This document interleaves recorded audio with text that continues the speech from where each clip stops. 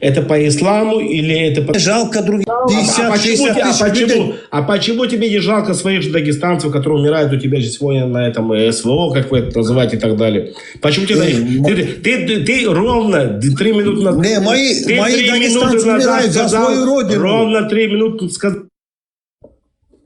Ты до них не доходишь. Вообще не доходишь. Было такое? Рамазан, было такое? 3 минуты назад сказал, что тебе на их похрену. И такого не было. Какой я 3 сказал? минуты назад это сказал. А что там один человек умер и так далее? Сколько погибло дагестанцев? Почему ты этим не интересуешься? Почему ты почему-то знаешь? Почему-то ты знаешь, сколько погибло людей в Палестине? Но ты почему-то не знаешь, сколько погибло у тебя твоих собратьев в Дагестане. Почему ты не знаешь об этом? Эту информацию узнать несложно. Это что почему дает ты эта знаешь? информация? Откуда ты берешь информацию? Тебе интересна информация? Сколько погибло? Информация, это же официальная информация. Какая нахрен официальная информация? У тебя, ты живешь, у тебя сосед твой умер. Нет, сам Израиль это подтвердил. Вот на Кто стриме, подтвердил? Мы, говорит, 50 тысяч, говорят, вот, террористов на убили. Что стриме. дальше? Вот Израиль сказал, 50 тысяч террористов убили. Что дальше? Ну вот, Вот и дети все. для вас, дети для вас террористы. Ты кому видишь? соболезнуешь? Ты террористам соболезнуешь? Я не знаю, 5, 6, 10 лет ребенок, это террорист. Нет, Ну, еще раз, израильский... у тебя погибают каждый день, погибает твой собрат у тебя дома. Каждый день погибает. И тебе похрен. Ты здесь в ТикТоке и говоришь о том, что у меня дома происходит. Почему это так происходит? Рамзан, почему у тебя не доходит? Ты должен в Палестину пойти с плакатом и сказать: так, короче, арабы вот на этой территории, Газе, Мазе там находятся, так, срочно войдите в состав Израиля, возьмите эти паспорта израильские и, короче, получайте помощь, наводнение, когда происходит. Да? Убивать вы будете нормально. У тебя, ты проживая, ты как регион России, тебе помогают блогеры. Прикинь, блогеры тебе помогают. Ты беспомощный у себя в своем же регионе. Тебе не президент помогает. Тебе помогают блогеры, олигархи. У тебя нету. Эти блогеры откуда? Тебе некуда обратиться даже. Эти блогеры откуда? А палестинцы... Рамзан, ты должен пойти в Палестину и сказать: прекращайте эту войну с Израилем, возьмите паспорта израильские, хватит уничтожать своих детей, хватит крови. Берите пособие у Израиля. Да, пособие, пенсии, там, возьмите. Террористические акты против евреев. Да. Вы что, с ума сошли? Нормально живите. Посмотрите, какое там цивилизованное... Какое современное государство Израиль. Вы никак в Дагестане, как в Мухосранске будете жить, а будете законно жить там. Зачем вы?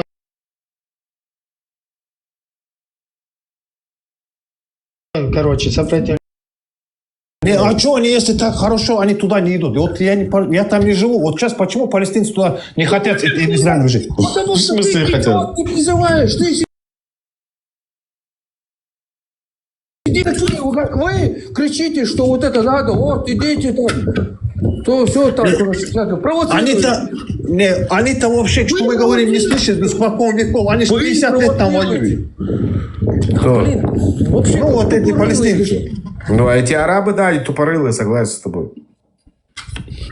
Ну, я не знаю, Леша, это сколько лет? Нет, ну, ты хочешь сказать, что мне их, я не понимаю. Вот когда ты себя так ведешь, то что сейчас не могу. Я не говорю, у меня их. Они ж вот сколько. 100% у меня их.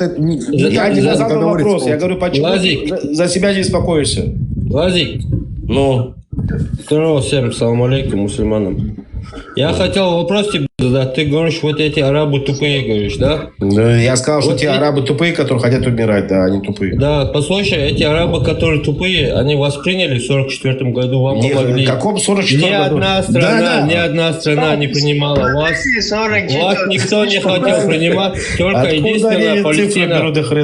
Вас единственная Палестина пожалела, восприняла. Сейчас ты так говоришь, да? Конечно. Вот здесь оперируют. Разве так можно Может, было? скажите, пожалуйста, одну вещь. Скажите, пожалуйста, одну вещь. Пожалуйста, одну вещь скажите. Вот, Я сейчас вам объясню разбудили. коротко. Подожди, пожалуйста, сейчас коротко, контекст объясню вам. Была османская петушиный халифат. Его британцы пришли, петушарили и себе захватили весь османский халифат. Потом, как будучи завоевателями, этот Не надо эти османский... истории рассказывать. Пожалуйста, можешь подождать? Можешь рот закрыть и подождать? Как будучи завоевателями, они этот петушиный османский халифат разделили. Арабам дали 15, сколько там лазик арабских государств они начертили прямыми линиями. 22 и 23 мы для них заработали как. Да, англичане с барского стола бомжам вот этим разделили вот эти страны и дали страны. Палестина, в том числе, будучи частью османского халифата, стала теперь собственностью английской империи. Английская империя 22 стран дала арабам, а одну выделила евреям, и все они там собирались. Кого могут принять или не принять палестинцы, которые сами являются завоеванными и собственностью англичан, которые, если скажут, им сядут на бутылку англичане. Когда англичане скажут встать с бутылки, они станут с бутылки. Они в тот момент никто, чтобы кого-то принимать или не принимать. У них никто ничего не спрашивает. Они 1000 лет под турками жили, потом почти что век жили под англичанами. И все. Какие палестинцы приняли? Вы о чем вообще? Так мало к этому. Англия, Да. ты считаешь, Подожди секундочку. Подожди. Да, я хотел ему ответить, Мало но к этому, перебивайте чтобы меня. мы не получили, а отвоевывали свою землю. Да, я тоже. Он мне это дал, да, я отвечу, Лазик, да, я закончу с ним. Послушай, я тебе хочу сказать. Во-первых, ты считаешь правильно, что Англия приехала и сделала, разделили нации. Да? Нации. Эта территория была, вот этот весь халифат, эта территория была от Индии до Испании, Берберы сегодня, Марокко, там, Судан, я Алжир.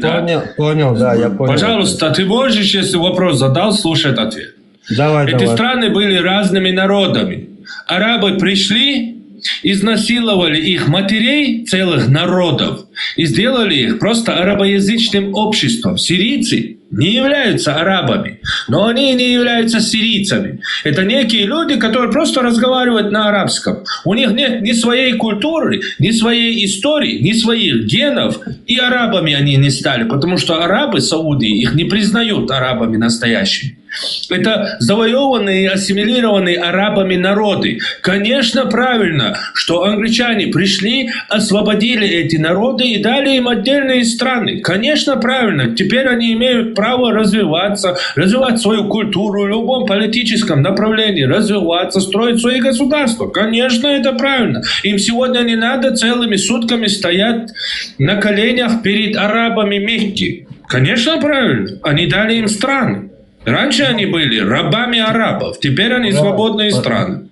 Брат, послушай, я тебе просто вопрос задал, ты мне истории рассказываешь, просто скажи, да или нет, знаешь, что... Ты не просто вопрос задаешь, ты исторический вопрос задаешь, на который часами лекцию читают. Ты не знаешь, ты говоришь то, что там написано, и все, ты больше ничего не знаешь. А ты что говоришь? То, что ты фантазируешь? Хорошо, послушай, ты говоришь, там изнасиловали, ебали, не знаю, астафирла. Но ты так там 4 сура 4, а я 24 полностью в деле. А религия такие Конечно. вещи не написано. 4 сура, а я 24. Хорошо, 4 сура, а я 24. Сейчас открой, прочитай аят, а потом Тавсир Ибн Касира нам прочитай прямо сейчас. Хорошо, Давай, открывай. брат, там такие вещи не написано. Асавда, давай. Открывай, давай, открывай. Сура 4, а я 24.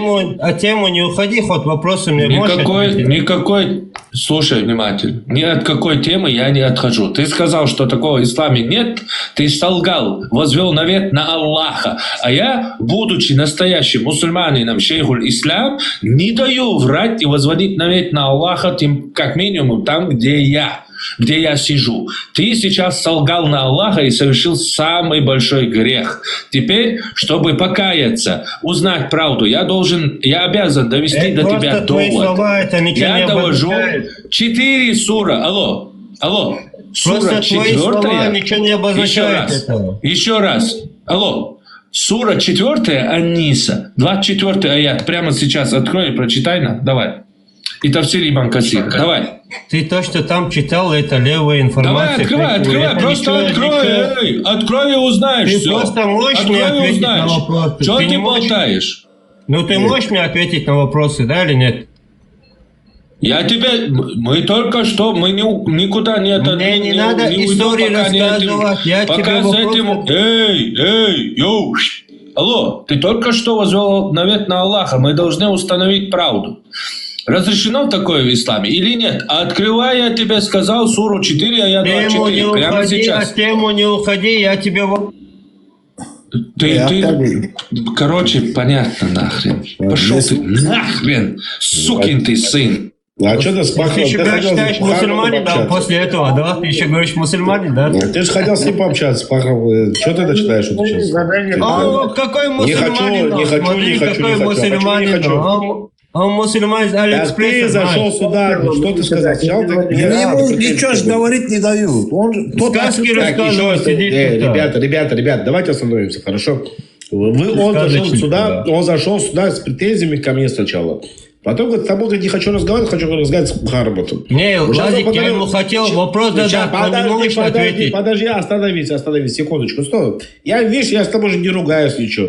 Я не ругаюсь тоже. Потом ты говоришь, я не хочу с тобой разговаривать, хочу с Харматом. Сейчас Хармат с тобой разговаривает, говорит, ну давай, говорит, вести диалог. А ты не можешь с ним вести диалог. Ты со мной не смог вести диалог, если Владик, послушай, Владик. А с кем вы хотите вести диалог? О чем вы хотите разговаривать? О чем вы хотите разговаривать вообще? Владик, я тебе отвечу, послушай. Друг другу только не перебивайте, хорошо. Подождите, стоп, остановитесь. Я закончу. Долго говорите, Владик. Я закончу говорить, теперь говори. Давай. Владик, вы долго говорите, просто я тебе, когда начал говорить, он влез.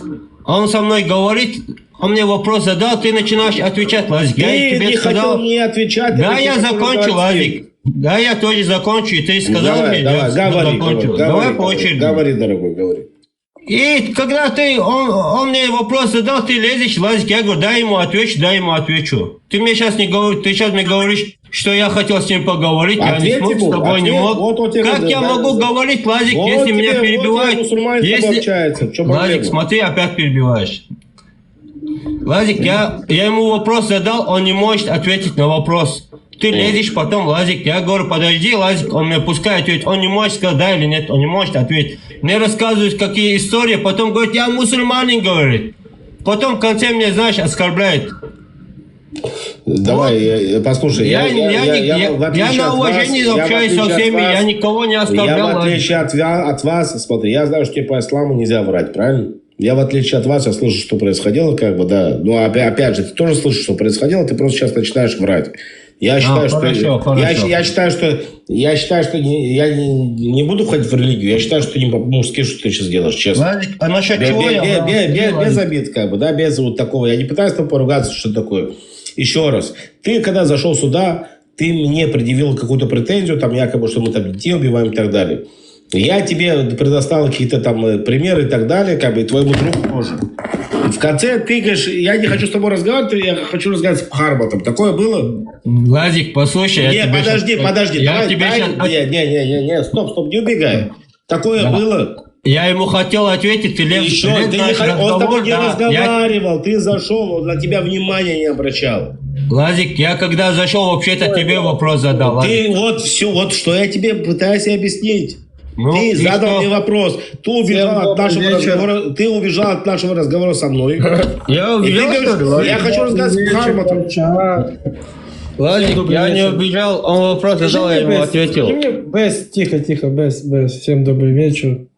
Кто это? Маршал. Это я, твоя совесть. Скажи мне такую вещь.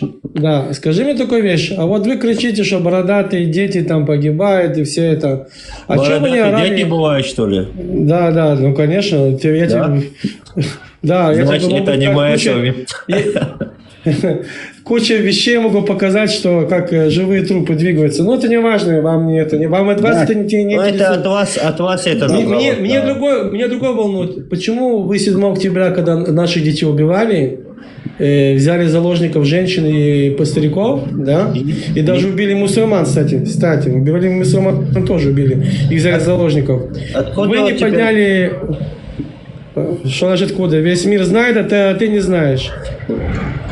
Весь мир это показывал. А кто говорит, что это правильно было? Послушай, подожди, тихо. Давай сначала скажу я, потом ты будешь говорить ты. Хорошо? Не вместе. Почему вы лицемерите, не говорили, что был геноцид в этот день? Почему вы не поднимаете, когда ваших братьев мусульман убивают в Сирии? Ты о геноциде хочешь поговорить, да, сейчас? Секунду, стой, услышь меня. Давай. Почему наши солдаты должны были зайти в Сирию спасать христиан? Я был 3 года в Ливане. А знаешь, почему я был 3 года в Ливане? Подожди, тихо. Христиан, да? Ты знаешь, почему я в 3 года? Ты даже историю не знаешь. Почему я 3 года был в Ливане? Потому что в один день вы, бабуины, пришли, вырезали христианские деревни. А мы пошли их спасать. А весь мир тоже молчал. Не только вы. Весь мир молчал. Понимаешь? Мы потом в 22 году их вытащили. Скажи мне такую вещь.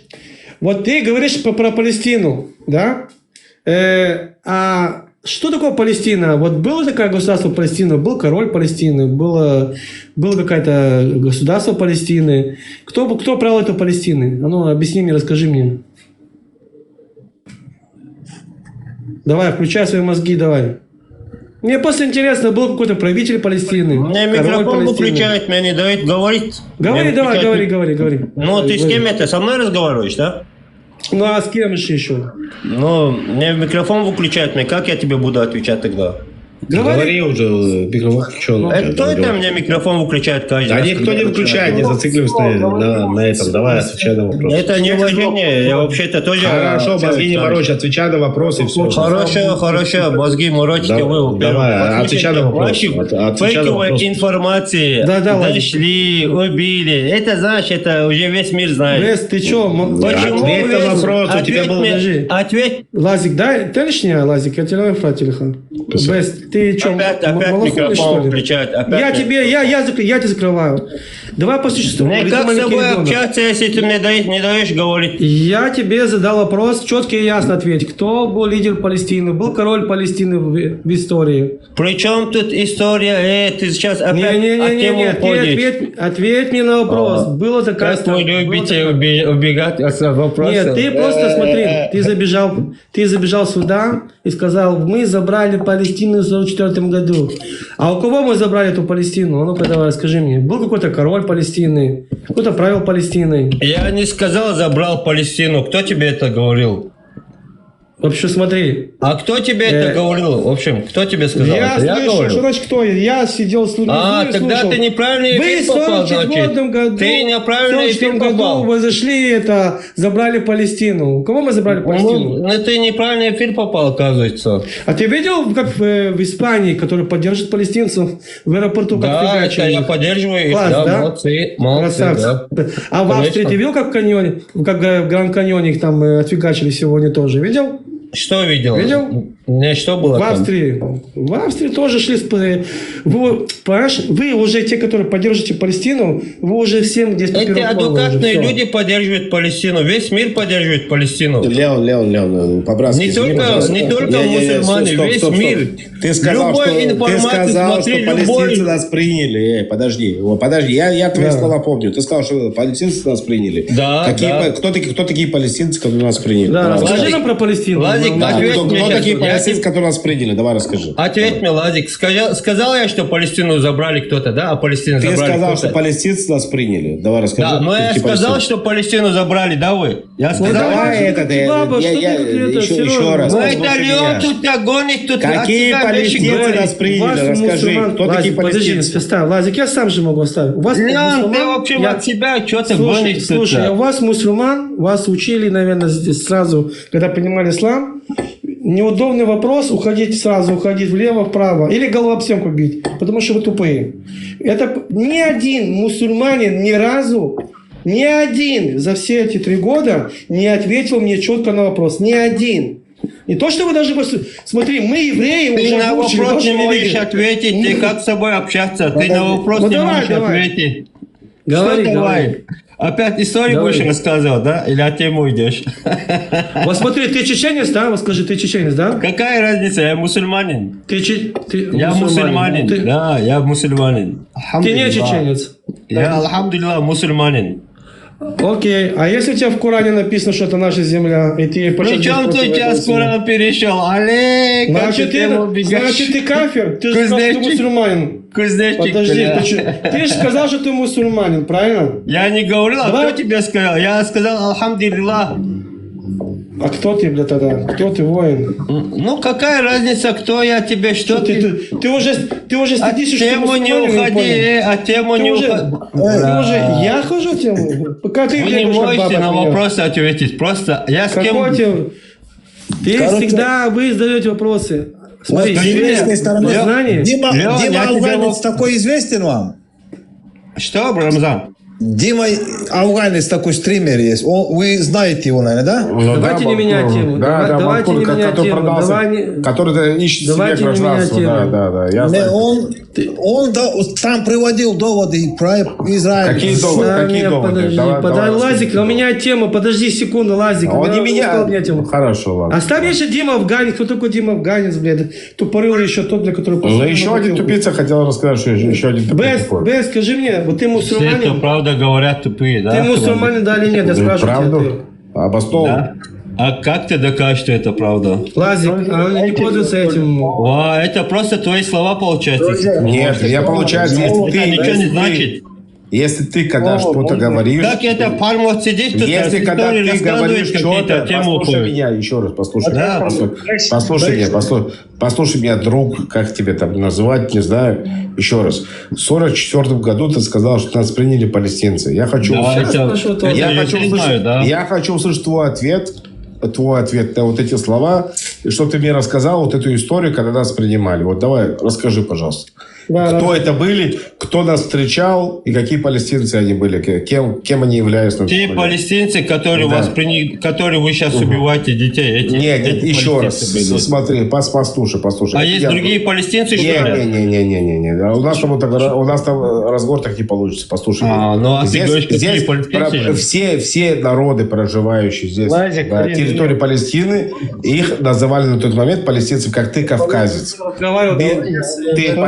Секундочку, я пытаюсь нормально себе поговорить. У меня есть Все какая-то равно цель. не дадите. Вот я сейчас вас выключу всех. Смотри, вот этот best. Ты хочешь понять, что там реально происходит? Или просто вот так вот вы это сделали, вы то сделали? Слава Вот Богу, так. да. Или просто хочешь вот так болтать? Если ты хочешь Салам понять, алейкум. он тебе специально тему задает, чтобы тебе объяснить, что там произошло. Если тебе интересно. Если тебе не интересно, так и скажи, стагахали, да? Просто вы евреи там какие-то, я вас. Все.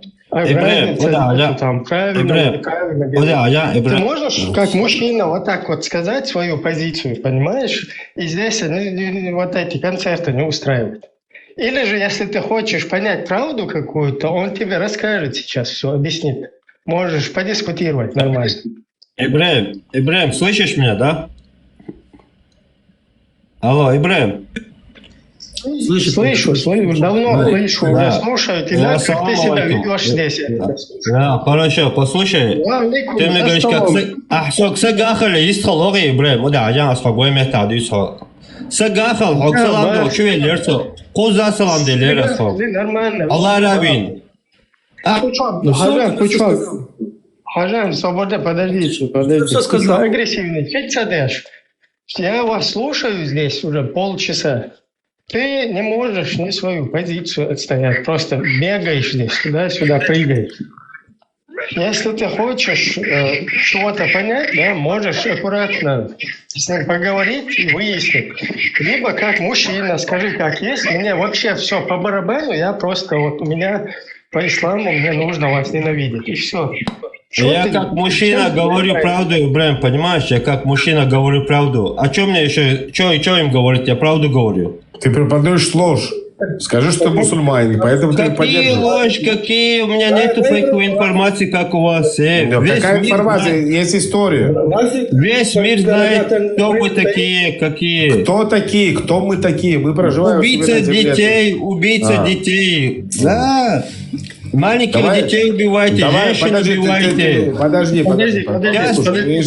Я с тобой не ругаюсь, правильно? Я с тобой нормально разговариваю. Я тоже не ругаюсь, я тебя не оскорбляю. Давай я тебе расскажу, как мусульмане убивают детей. Сейчас опять выключать буду. Покажи мне видео. Опять я вас на секундочку выключу, потому что здесь нельзя, как бы, один должен слушать, другой говорить. Какой-то порядок должен.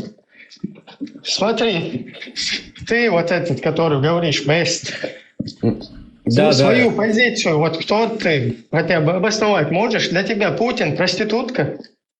Да. И что? Окей. И что? Ты за то, Даже чтобы... если... Блин, если он даже проститутка, не проститутка, не насрать на него. При чем тут Путин? Да. Ты за то, чтобы вот этот Дагестан, я не знаю, там свободным был, там вот такой? Я за, чтобы не было войны нигде, во-первых. Во-вторых, я против этой войны, в которой умирают мусульмане не за свою родину, во-первых. Ибрахим, с твоего позволения, можно один маленький вопрос? Я честно включаю микрофон. Секундочку, если у меня к тебе такой вопрос. Если Чикатило примет шахаду сегодня... Не выходите, и нормально как бы... Если Чикатило принимает свою шахаду, Чикатило, и потом после этого 5 дней делает намаз, вот для тебя проститутка? А что ты говоришь сейчас, Лазик, брат? Нет, я тебе задаю вопрос, я тебе вопрос. Лазик, мы на уважение с тобой общаемся, брат. Чикатило сегодня принимает шахаду, Чикатило. Вот его не поверил. Причем тут с какого... Не, подожди. Лазик, ты вообще не туда зашел. Не, подожди секундочку. Я же тебе нормальный вопрос задаю. Это не нормальный вопрос, Лазик. Чикатило принимает шахаду, становится мусульманином. Оставим, что он людей там кушал, как детей кушал, там сиськи откусывал, я осуждаю. Вот теперь что он после этого, через 5 дней, он делает намаз. Кто он для тебя, брат твой? Это тебе тогда встречный вопрос задам. Не. Я тебе встречный тот же самый вопрос задам. Сначала ответь на мой вопрос, а потом ответь. Ты считаешь... Остановись, подожди секундочку, подожди. Не. Я не дам если ответишь, я тебе отвечу. Я задал тебе вопрос, почему ты не хочешь на него отвечать? Ты не можешь мне ответить. Скажи да или нет. Чикатило, легкий вопрос. Чикатило. А кто это Чикатило? Я не знаю. 50 детей изнасиловал, убил. Шахаду принял. Да. Принимает шахаду и все намаз делает. Вот твой брат... Я не знаю, если Аллах его простит. Еще раз. Нет, вот я твой не брат, знаю. да или нет. Аллах его простит. Аллах тебе позвонит и скажет, что он простил его или что? Слушай, Аллах его простит. Ну тогда давай тебе встречный вопрос задам. Ты сегодня в этой жизни считаешь после этого... Я тебе встречный вопрос задам, Владик. Не надо, а сначала ответь на мой вопрос, потому что встречи задавать. Я на любой твой вопрос отвечу. Скажи, он твой брат будет, да или нет? Это Лазик мог бы тебе встречно задать. Ты нормально. Я ему задам один вопрос. Я ему... Не, подожди. Ты один вопрос ответь. Давай, или я отвечу за тебя, если не можешь. Давай отвечайте за друг друга, не знаю, как вы. Брат ваш или не брат? Не брат, он какой брат? Он живодер. Живодер, правильно? А вот почему? А ты как считаешь, кстати? Ты это кто? Это правоверный мусульманин, который намаз делает 5 раз в день делает. Лазик, он тебя на протяжении недели. Вот твой брат сказал, что он ни хрена вам не брат. Он тебе один ответил. Давай я тебе сейчас вопрос задам. Не, ты не ответил. Ну ты же сказал, какая Короче, он тебе не брат получается. Значит, ты кафир. Ну пускай, давай я тебе сейчас вопрос задам. Теперь я тебе так эфир вынес, теперь задавай вопросы. Давай. Хорошо, посмотри, я тебе сейчас такой встречный вопрос задам. Хорошо, давай встречный вопрос. Ты считаешь своих ты следуешь за своими святыми? В смысле святыми? Ну, за своими раввинами ты следуешь? У меня есть какие-то законы и правила, которые я принимаю. Не следую ни за кем. Ну, хорошо, тогда получается, ты не следуешь за своими раввинами, да? Не, мои раввины, когда не раввины не... Леон, дай я ему вопрос. Леон, не включай микрофон, зачем ты... Я ждал ему вопрос. Ты постоянно всех перебиваешь, Лазик, спокойно. Я перебиваю, мне вопрос задает Леон. Ты Ибраима перебил, меня перебил. Не лезь за Леон, Леон, не лезь. У нас, в отличие от тебя, тихо, стоять. Леон, не лезь, дай ему отвечу, У нас есть Тора. Ты не можешь ответить, потому что не смог ответить. Лазик, я хочу тебе вопрос задать. Которые мы... У нас нету в авторитете рабин какой-то такой-то. Лазик, видишь, ты не можешь ответить. Лазик, тебе не дают отвечать, видишь, на вопросы. Скажи мне, а ты какой-то ответ ответил, чтобы отвечать? Да, я ему вопрос задам, Леон, я тебе задам. Тихо, стоять, стоп. Я тебе задал вопрос. Да, если еще раз микрофон выключить, я выхожу, отвечаю, ребята. Извините. Так можешь делать, что хочешь. Я тебе все, я выхожу, Лазик. Давай всем салам алейкум. Я понял, что братья Иди, давай. Не на один вопрос. Леон, пускай задают вопросы, я отвечу на вопрос. Какая разница, зачем это делать? Лазикова, не только ты действительно, ты Ибраима, все перебиваешь. Ну хорошо, но мне задают вопрос. Кого я перебил? Я хочу сказать заранее мусульманам всем. Я скажу всем мусульманам, которые здесь поднимаются, вот это влево-право, это движение, вот это здесь не получится. Особенно у меня. Когда вам задают вопрос, отвечайте. Не можете ответить, пошли все, спускайтесь вниз. Не, вот это... Если вы не знаете, подожди, Рамзан, если вы не знаете, тогда не поднимайте свой этот род. У вас в Коране написано, что это наша страна. У вас в Коране написано, что мы избраны. У вас в Коране написано, что кто? Моисей кто? Самый лучший, и Тора избрана, она есть истина. Вот. Не, видишь, да, я не против. У вас Коран там... это... Что получается Коран? Подожди, стой. Получается, что... Опять же сейчас не дадут сказать. Говорит, ну давай, говори. Все равно не дадут сказать. Коран говорит, что Тора это истина. А если это истина, ислам не нужен. Потому что ислам родился на чем? На какой почве? То, что христианство искажено, Тора искажена. А если эта Тора не искажена, можете вот сейчас сегодня взять эту книжку в мусорку и выкинуть. Понятно? Вот, я же говорю, вот мы хорошо начитаны. Вот там вот этот Дима Афганец ровно наоборот. Любой стрим, говорит, я с любым, с тобой, с евреем, любым человеком выйду. Говорит, когда был на стриме, уже раз 10 обосрался и ушел. Вот он говорил за вас. У меня твой Дима блокал. Он очень подкован. Твой Дима меня блокал, твой Дима, как недоразвитый делегат. Вот это узбек, кто он афганец, кто он узбек, кто он таджик, кто он украинец, кто он воевал в этом. Подожди, есть видео, куча роликов. Мы его перехватили, этого афганца, напихали ему, теперь пускай глотает. Не, он глотает. Все. Рамазан, ты видишь, какая тема? Видишь, вот твои братья, которые тебя поддерживают, допустим, да, вот в исламе и так далее, на элементарный вопрос не могут ответить. Я говорю, если Чикатило примет, вот сегодня примет ислам, шахаду, он для них брат, понимаешь, в чем дело? А ты говоришь, нет, не брат, ни хрена брат. Конечно, брат, он живодер, как может это ваш брат будет, это будет ваш брат. У вас вот в том-то и дело, что таких Чикатил вот сегодня, вот разговор, что пипец как, понимаешь, что делать? И ты мне рассказываешь, вот эти Чикатило живут у меня, получается, за границей, как бы, граница вот между мной, как бы, и ими. И ты мне рассказываешь, что я их убиваю. Но это твой брат. Хочешь, забери его нахрен к себе домой. Живи нахрен там у себя дома с ним. Ты у себя дома не можешь разобраться. У тебя главный Чикатило сидит над твоей головой и тобой регулирует. Стас кричал, Рамзан, скажи мне, вот ты таджик, да, или казах? Я дагестанец. Дагестанец? Дагестанец. Никогда национальность не говорит Дагестан, не говорят дагестанцы. Я вообще не могу понять, почему вот так. Вот один Потому может что... сказать, я кумык или А я дагестанец это откуда ты? Я даргинец, если надо. Даргинец. А ты знаешь свою историю до ислама? Ты знаешь историю? Ну, сейчас это обратно.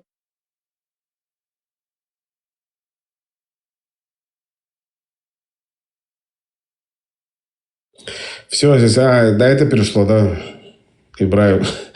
Ну, сейчас я поздно включился, как бы, ну, неважно, послушайте еще раз.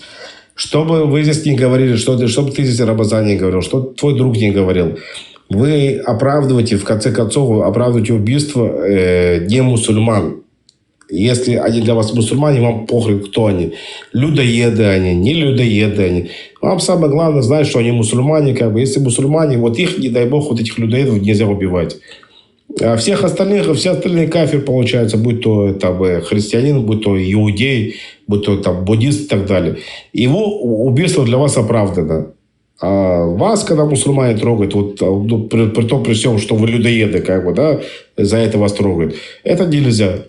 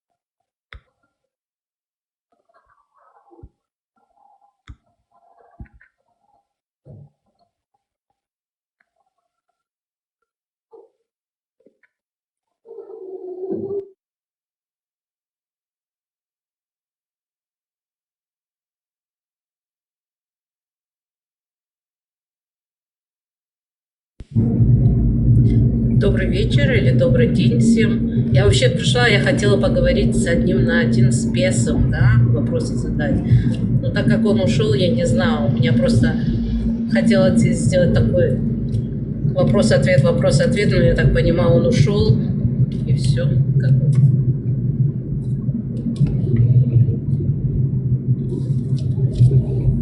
Что еще? Ну, если кто-то есть, оппонент, кто-то хочет со мной один на один поговорить, пожалуйста.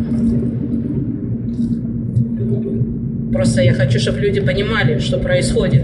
Потому что каждый видит свою правду и не понимает, есть люди, которые сидят здесь, не знают вообще, что происходит, что за события, и пытаются нам, евреям, втолковать, что мы где-то убийцы. Поэтому я хочу с кем-то поговорить один на один без вмешательств.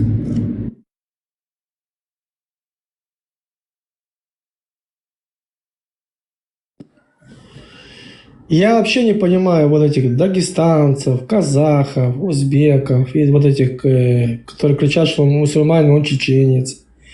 Вам пришли, навязали чужую религию, чужие традиции, чужие обряды, вообще все чужое. Вы не знаете историю ваших предков, когда ваши предки дрались с этими мусульманами. Ваши, да, ваша кровь дралась. И теперь пришли, навязали вам это все дело. Когда вам читают эти хадисы с Корана, вы кричите, визжите, не принимаете, становитесь кафирами, да? Вы просто ваше нутро само не принимаете это все дело. Но вас интересует всегда, что кто-то другой кто-то делает там.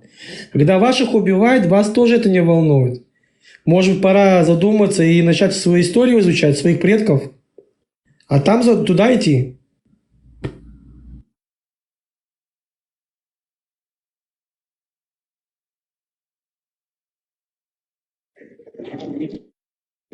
Так, короче, у нас такой формат, да?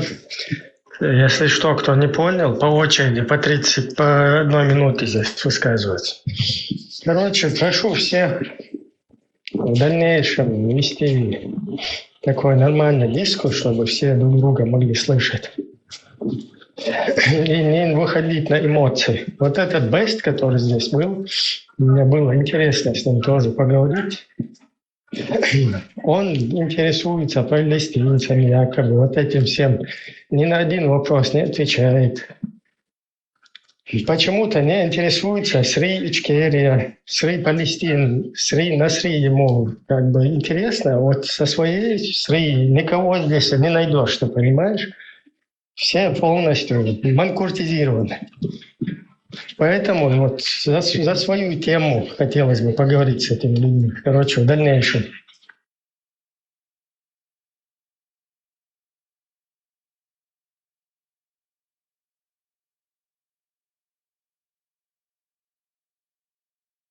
Админ, можешь мою минуту пропустить? Тут мне нечего добавить. Ам Исраил хай.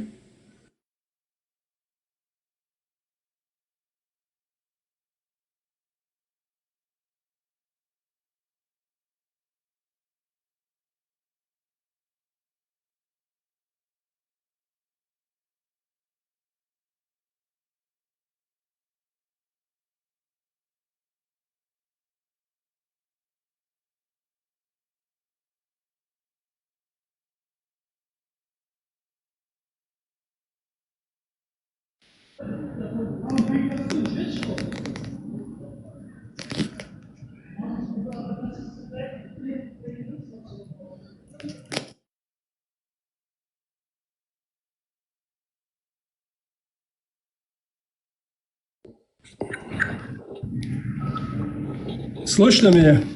Да, сейчас слышу, Что я хотел сказать? Начну с Чечни. Допустим, для меня, как чеченца, какое-то участие в 2 русско-чеченских войнах я принимал участие. У меня, как чеченца, с евреями, с еврейским Израилем проблем нету. Территориальные проблемы, то, что у палестинцев, у евреев там проблемы территориальные, даже не религиозные, можно сказать. Такого Палестины государства никогда не было. Пролистайте страницы истории, нету государства Палестина. Возьмите до нашей эры, раннее средневековье, среднее, позднее средневековье, новейшее время нету, не было государства Палестина. Я что хотел сказать? У чеченцев проблем с народом Израиля, с государством Израиль нету, как нету у и дагестанцев. Территориальных претензий у чеченцев и дагестанцев к Израилю нету. Но у чеченцев есть претензии к кому? Дагестанцам есть территориальные претензии. Тоже интересно. Сегодня чеченская территория оккупирована российскими войсками.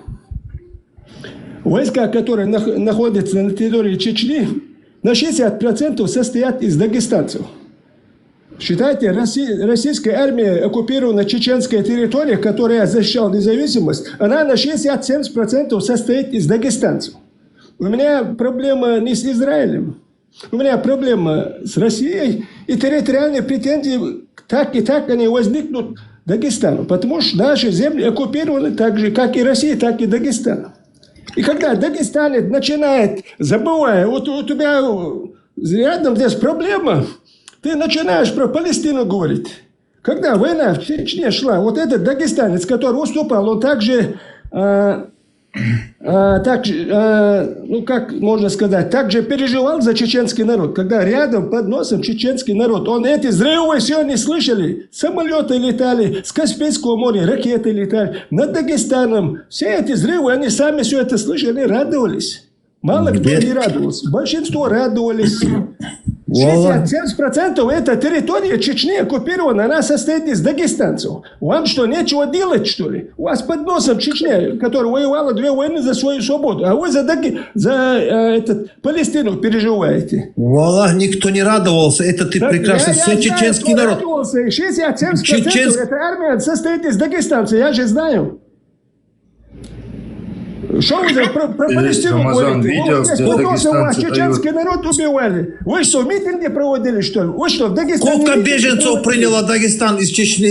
Вы что, митинги проводили там, что ли? И митинги проводили, за вас и воевали много дагестанцев. 60% у нас оккупационные войска состоят из Дагестана. Ты о чем говорю? Я что, не знаешь, что ли? Не знаешь, ты зачем ты говоришь, наговариваешь? Я что знаю, я не просто говорю, я что Ну, знаю. Аллах, ты не знаешь, ты братский народ, зачем? Рамазан, у вас там свой Палестина, Палестина. Что, Палестина делать нечего, что ли?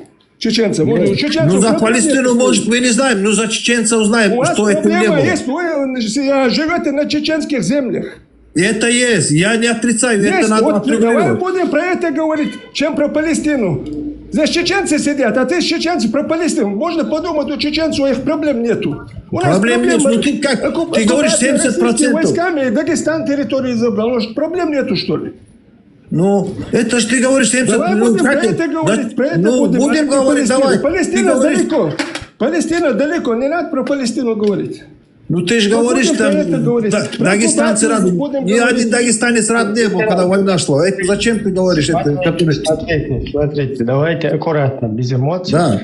Вот смотри, если у нас вот Рамазан, там другие, я не знаю, насколько Рамазан, но вот эти правозащитники, которые сюда заходят, из Сри Палестины на этой теме. Так, микрофоны выключите, друзья. Вот что будем говорить. Короче, на вот этой теме, там, Сри Палестины, давайте поймем, это правозащитники, это исламские правозащитники, или это просто евреи-ненавистники? Мы можем вот так вот поговорить и понять, что на самом деле происходит. Ни лицемерие, ничего, просто определиться. Давайте поймем, вот что у тебя в голове, человек, что с тобой, что происходит в твоей голове. Если ты правозащитник, относишься ко всем людям одинаково, если ты ко всем людям как бы гуманность проявляешь, то вот у нас здесь параллельно сейчас в Судане то, что происходило. Это что, не проблема, что ли? Вот то, что ветеран говорит, прям под боком у Дагестана с 90-х годов вот это все происходит. Вот это разве не проблема? Почему дагестанские вот эти какие-то чиновники там ездили в Европарламент, всякие ООН туда и говорили за нас, что мы как бы бандиты там, и типа для вас они там борцы за свободу, а для нас они бандиты, убийцы, вот такое. Зачем это в наш адрес делали эти проститутки, я извиняюсь за откровенность? Почему дагестанцы не возмущаются с этим? Почему эти же чиновники ходят и Сри Палестина теперь говорят? Что вы, вот у вас, я не пойму, вы одинаково ко всем относитесь, к мусульманам, если, да, ну вот чеченцы мусульмане, да, вот сейчас просто тема пошла, что мы пытаемся разобраться, мусульмане мы или кто. Но до этого все, во всяком случае, по ОРТ нас полностью всех ассоциировали с исламом мусульман. Почему в наш адрес этого мусульманства не проявлялось? То есть я сейчас не хочу как бы на чеченцев сфокусироваться. Я просто имею в виду, вот, ну, хочу понять, что у вас в голове, люди, что у вас там происходит. Вы либо правозащитники, либо гуманные люди какие-то, либо вы просто евреев ненавидите. Вот что, вот Рамазан, что у тебя, ты мог бы вот объяснить, что вот у тебя, например, в голове? Ты ненавидишь евреев, из-за этого Сри Палестина говоришь. Ты ненавидишь, вернее, ты всех людей защищаешь, тогда почему ты, кроме Сри Палестины, сейчас десятки конфликтов во всем мире? Гораздо, короче, там, жестокие и так далее. Либо, если мы про палестинцев говорим, то палестинцы это вообще, если с мусульманской точки зрения брать, то там есть и шииты, которых вы ненавидите. Там есть и с разноцветными исламами люди. Вот какой-то Белокеев ислам, он сейчас вот буквально пару-тройку дней назад вышел где-то там в Польшу, по-моему, среди палестинцев там. И подходит к какому-то усатому арабу, короче, и у него микро... Представь, он к усатому чеченцу никогда не подошел бы, презренно к нему смотрел бы. Смотри, он усы отпустил, короче. Кафир, джахиль, как он мог. А к усатому арабу палестинскому подошел, салям алейкум, барак Аллаху, фик, мик, пик, короче, вот это хренотень какую-то по-арабски там уговаривают. Тот даже то, что не знает. Тот ему тоже там фик, не фик, короче. Что? Я просто хочу понять, что у вас там вот в голове.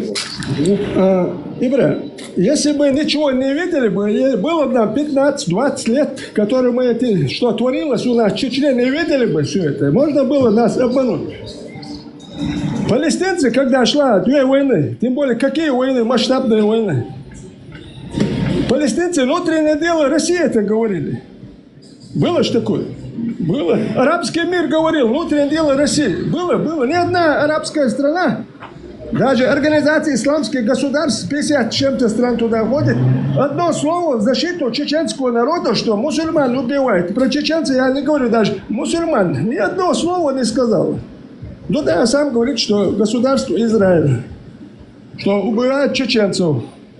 Было такое? Конечно. Ну, сегодня лучше про палестинцев говорит. Говорили бы, что чеченцев убивали. Сегодня Чечня потеряла независимость. 300 тысяч чеченцев погибло. 47 тысяч детей погибло. Чеченских маленьких детей. У вас здесь под носом, а вы забыли. Потому что это у вас как-то вам... Чем хуже чеченский народ, тем лучше вам был. Потому что эти проблемы все равно возникнут. Территориальные все эти. Вы знаете это все. Вы знаете, потому что чеченский народ, когда будет строить свое государство, он должен и территории свои вернуть. Вы же это знаете. Нам нет до Палестины никакого дела нету. Пускай арабский мир есть, они могут это решить, у них организации, там, арабских стран, 220 чем-то, исламских стран, они решат. И дагестанский народ сам должен с колен встать, и чеченский народ должен, у нас свои проблемы. А мы с коленами как станем? Два народа здесь рядом, мы не можем свои проблемы решить. Дагестану надо самому освободиться. Чеченскому народу надо освободиться. Стоит, ветеран, ты сейчас освободиться, когда мы говорим, да, это не совсем правильно. Там это освобождаться не от кого. Дагестанцы — это коренной народ России. Они нормально в России живут. Просто, да, просто нужно понять, вот они, если правозащитники, вот он правозащитник, да, человек, как всех людей жалеет. Ну, 7 тысяч езидок потеряны без вести, официально вот эта цифра, которая международная организация. Там молчат все. То, что он сейчас в Судане, вот недавно буквально происходило, это вообще по барабану всем. Вот ваши россияне, дагестанцы, ваша Россия в Сирии, там около 1 миллиона людей гражданских долбили. Вот мы здесь на митинге вместе выходили с сирийцами. Не с будулаками, а нормальными такими, цивилизованными людьми. Ибрагим, только что новость, извини, что перебью. 6 мая 26 года там бюст Сталину в Дагестане этот открыли. Вот недавно, короче. 6 мая, 7 там, короче. Вот недавно читал новость. Это нормально, они с колен не встали, они не вставали на колени. Да, вот, нет, у них это нормально, в Дагестане, если сталинский бюст. Вот сюда зашел сейчас, Бест или кто он там, с Дагестана, чеченец. Он сюда зашел, как крыса, бля, прыгает туда-сюда, что-то ходит. Вместо того, чтобы ты там меча ты в Дагестане, в задницу тебя памятник поставили, твоему убийце, кровопийце. Ты здесь ходишь, среди Палестины, вы евреи, там, туда-сюда. Бля, с вас люди просто смеются, как с говнюков. Вот в этом месяце, 6 мая, 7-26 года, они сделали новый бюст Сталину, открыли в Каспийске или где там, короче. Нет, там бюст стоял с Попом Виктором. такого. У меня другой вопрос. Новый там. Сейчас, Роберт, секундочку, Роберт. Вот к Гузару. Я скажу, Попробуйте да? кто-нибудь Адольфа Алойзовича памятник где-то поставить, евреи его в жопу засунут. Я извиняюсь за вот эти эмоции, да, в жопу засунут и правильно сделают. Кому надо, да? Вот и потом вы сидите, евреи, хи-хи-хи, там где-то, как крысы, бля. Вот я спрашиваю, вот как Гузар, других мусульман, да, которые здесь сидят внизу, и тебя, Рамзан. Вам что, вот вам не интересна история ваших предков, то, что ваша кровь дралась против мусульман, а как ты вот хотя бы почитай, вот просто возьми, вот Парамат сделал сейчас недавно видео, сегодня, молодец, да? Наконец-то сделал это видео, да, подожди, ну, да. Тихо, подожди, тихо, успокойся, вот слышите, говорю, вот я тебе советую, он сегодня красивое видео сделал про историю чеченцев и Дагестана, да, там очень как бы... И как все это захватывалось, с какой кровью, как насиловали, как убивали, брали в заложники. Вам что, внутри никакого нету такого достоинства, внутри ничего не щелкает, там, да, вот как бы все нормально. Пришли, вас забрали в рабство, и теперь вы делаете то, что они хотят. Мало того, это вы для них третий сорт. Я опять повторяю. Вы для них третий сорт. Как колония. Ну, они вас зарядили, я тебе объясню сейчас. Они вас зарядили, и вы, блядь, давай лифчиком махайте с этим исламом. А сами сидят там и не кайфуют. Потому что арабы с бедуинами, у них жестко, очень, причем жестко идет, кто из них настоящий мусульманин. Мало того, Саудовская Аравия может бить в интернете, что она в этом году сделала такой приказ. Отмечать еврейские праздники, христианские праздники. Можно бухать теперь сейчас в Дубае. Там был один магазин, можно бухать, теперь несколько магазинов. А вы как бараны бегаете, кричите, махаете сливчиками. Но если ты даже только возьми, почитай историю до ислама про свой Дагестан, как захватывали его, как уничтожали твой народ. Мне просто будет интересно, как ты потом заговоришь. Тебе навязали. Подожди, Рамзан, тебе навязали чужие традиции. Да. Уразу Байрам мне навязали, Курбан Байрам мне навязали. Вот эти традиции у меня остались, это мне навязали, да? Откуда вот Курбан Байрам пришел тебе? Ну вот, я же говорю, вот ты же говоришь, а почему она же есть, бля? Вот до сих пор она есть, и мы празднуем, это все праздники. Это ислам. Кто ты по национальности? Можно узнать? Даргинец. Ты знаешь, когда в Дагестан пришел дай ислам? минуту, я сейчас с ним закончу, Роберт, секундочку. Вот ты прочитай, даргинец, прочитай историю даргинцев до ислама. Прочитай, узнай, как захватывался, как заходил ислам на Кавказ. Прочитай. Тебе будет полезно. Вот смотри, арабы даже говорят такую вещь, когда ты говоришь им про Аишу, про все эти хадисы, они говорят, да, это нормально, да, вот я в 6 лет, сбей в Ютубе, в Ираке, вот, 6 лет женился девочки, да, это нормально, для вас это чуждо. Вот начинается вот эта история, 9-летняя, вот, я же говорю, вы к этому приходите, уже каждый стрим вот это повторяется. А почему тебе, что тебе стыдно? Подожди, тебе стыдно? Не, я же говорю, вот это всего, никакого деструктива нет, вот. Никакого действия. Вот это одно и то же. Подожди, Гузар, подожди. Вот тебе что, стыдно, Рамазан? Мне не стыдно, это который фейк. Почему бедуину? Почему бедуину? Как это выдумали? Это в Коране написано, как вы думали. Ну, это сейчас насчет Коран, который, я же говорю, это для вас выдуманное. Так ты Коран вообще читал вообще? Или я что, не понял? Хадисы читал? Хадисы я знаю, у кого читаю. Не у вас, я буду спрашивать. Можешь меня послушать секунду? Да. Леон, дай минуту, я выйду сейчас. Я бы тебе хотел пару вопросов задать. Я тут не ихний человек, во-первых, я мусульманин, алхамдулиллах. Я нахожусь как бы в тылу врага. И все мусульмане, которые в Дагестане, и не мусульмане также, они для меня как бы мусульмане, во-первых, по религии братья, а те остальные мои земляки, которых я тоже также должен ценить, уважать, любить даже, возможно. Но вопрос к тебе, смотри. Ибрахим так-то правильно сказал, хоть я его как бы недолюбливаю. Но когда у нас была типа больше, чем как в Палестине ситуация, Почему вы так реально не стали как за нас переживать, когда мы под боком находились, и когда у ваших дагестанцев на самом деле действительно было очень много среди российской армии? Понимаешь, у нас даже песни есть. Песни есть, это у нас посмотришь, это вбей, допустим, в интернете песню Муцураева. Это песня про Хаву Бараеву, которая отомстила за своего мужа, убив какого-то шакала, не знаю, Гаджиев, или как его фамилия была, дагестанца, полковника, генерала, который пытал и убил его мужа, и не только его.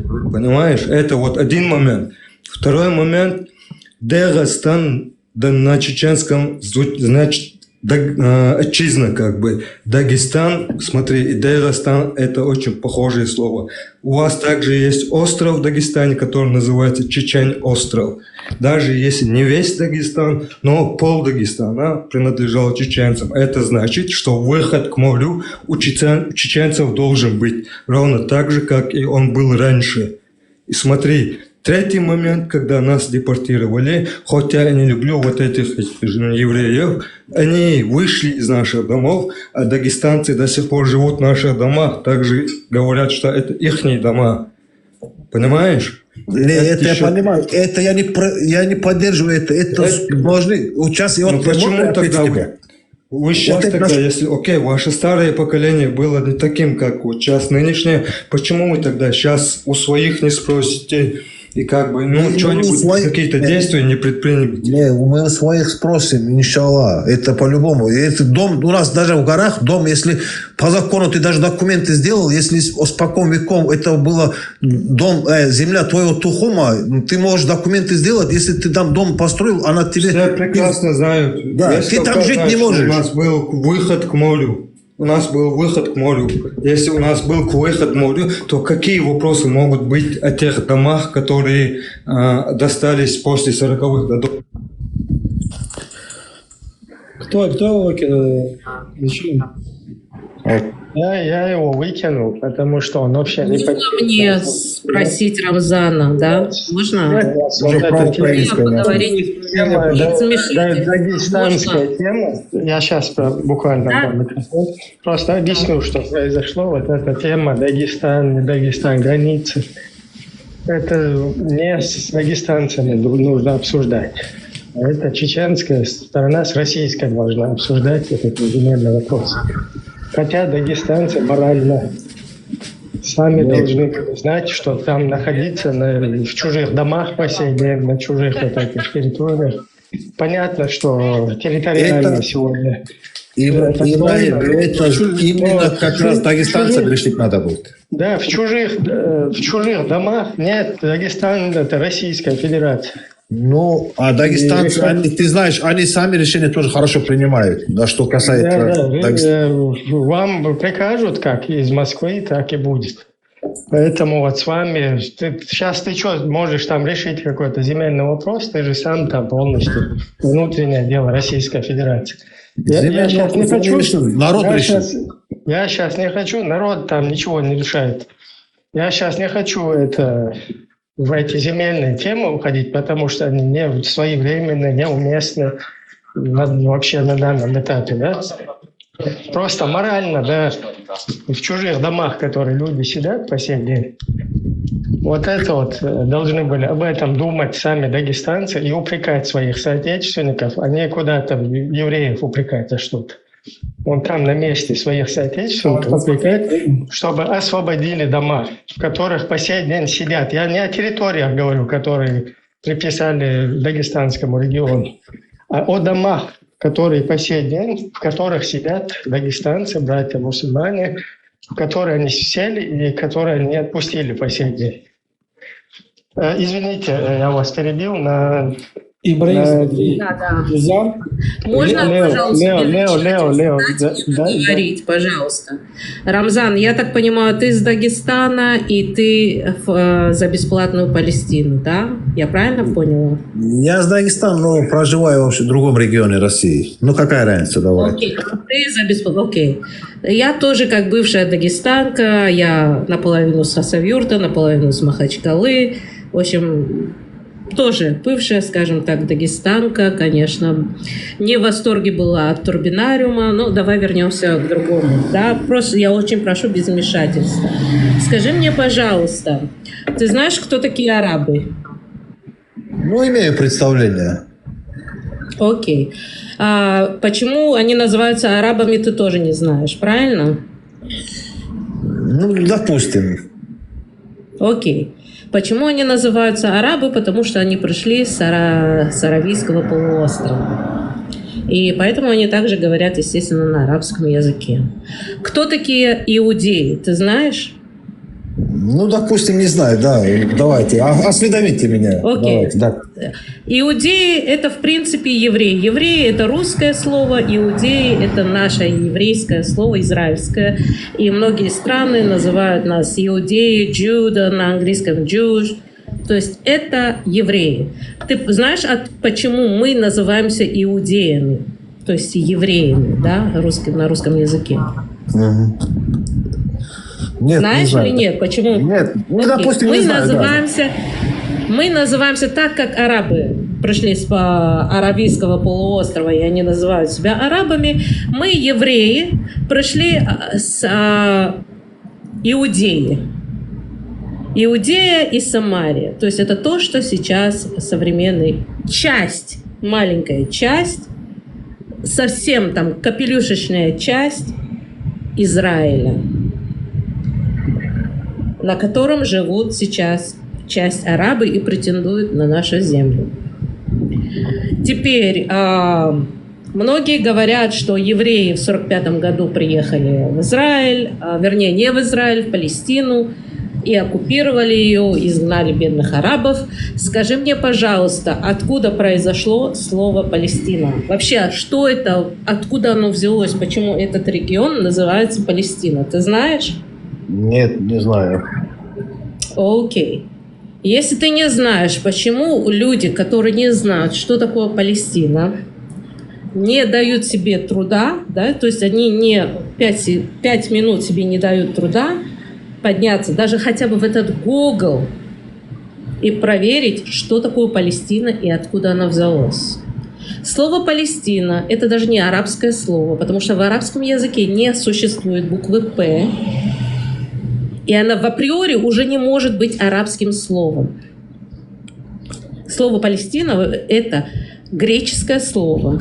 То есть, когда Александр Македонский пришел завоевывать земли, он дал этому названию, этому региону. Он просто назвал ее Палестина, он даже не дал название ему. А в переводе с греческого языка Палестина – это захватчик. Чтобы ты понимал, что это такое название, что, к чему оно ведет. Региону уже название дала Римская империя. То есть после Александра Македонского пришла Римская империя и завоевывала земли.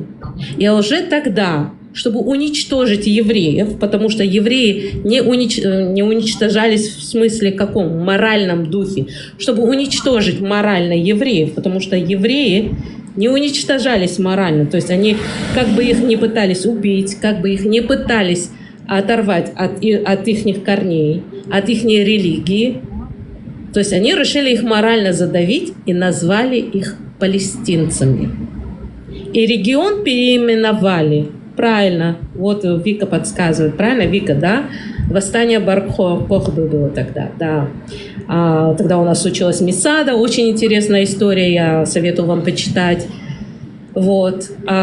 И все-таки они не смогли сломать еврейский дух, да, как бы они ни пытались. И они решили, вот знаете, что мы переименуем Иудею, тогда она называлась Иудея, мы переименуем ее в регион Палестина. А евреев назвали палестинцами. То есть, да, я просто сделаю такое соотношение, да, как русские называют евреев жид. То есть это слово палестинец – это синоним слову жид. То есть они хотели оскорбить евреев и назвали их палестинцами. То есть в оригинале палестинцы оказались это евреи. То есть этим они хотели нас оскорбить. То есть они сказали, вы теперь не евреи, вы теперь жиды. Вот так потом часть евреев... Поменяли они. Они поменяли, да. Они поменяли все названия. Они поменяли названия всех городов. Они уничтожали города, которые уничтожали поселения еврейские. Кто они? Они отправили евреев в рабство. Почему евреи раскиданы по всему миру? Потому что евреев... Римская империя. Как кто они? Римская империя. Пожалуйста, не вмешивайтесь. Ага, извините. И поэтому евреи рассеяны по всему миру. То есть каждый, кто пытался завоевать Израиль на тот момент, они отправляли евреев из Израиля, чтобы евреев не было там. Поэтому, когда люди начинают говорить, что евреи в 1945 году приехали, захватили земли, нет. Евреи вернулись на свою землю, и они не захватывали, они выкупали свои земли. Есть очень много купчих. Кстати, очень много купчих находится в Ливане и в Сирии. У них в музеях они находятся. Как евреи выкупали земли, а земли какие были? Болото и пустыня. Тогда очень много евреев умерло, потому что они осушали болото, и была малярия жуткая. Евреи умирали от малярии. Евреи приехали в Израиль. Да. Извините, перебью. Я читал давно это, еще после школы, наверное, после армии, может. Иосифа Флавия читал я его книгу «Иудейский воин». Очень мне она понравилась. Забыл я, но после этого все время читая историю, я... Вот как евреи воевали за родину, когда Иотопату он защищал, еще несколько их было, один из отрядов возглавлял Иосиф Флавий. И в конце они договорились, говорят, что чтобы не сдаться друг друга, они должны были прикончить. Но как пишется, что Иосиф остался живой. Вот из многих источников я читал осаду Масады. Многих источников. Просто как они там вот все, когда уже насыпь они построили, должны были на следующий день штурмовать. Когда поднялись они утром, они увидели, что все мертвы.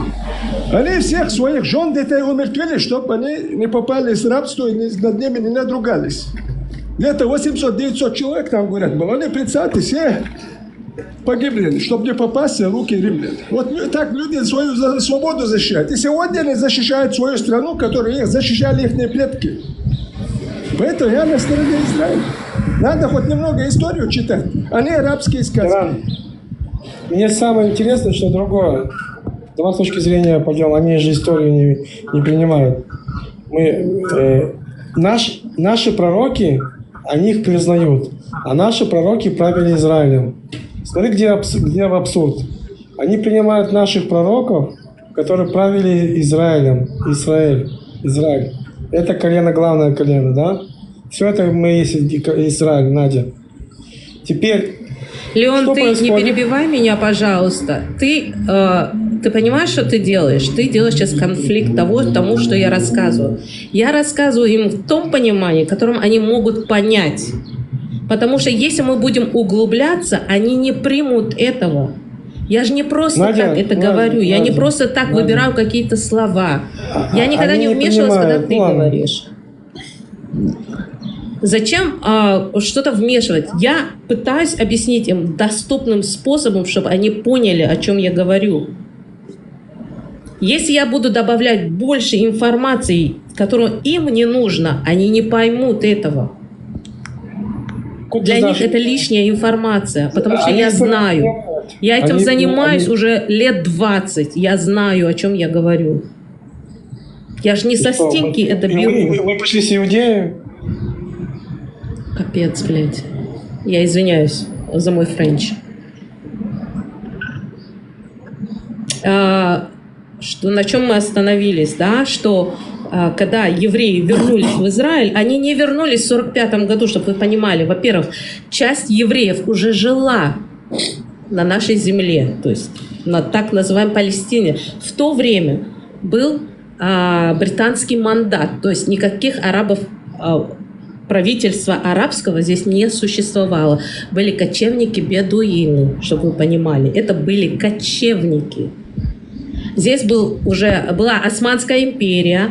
Британия захватила, то есть она их выгнала, Османскую империю, захватила земли и поставила британский мандат над подмандатной Палестиной. То есть это опять регион, это не страна.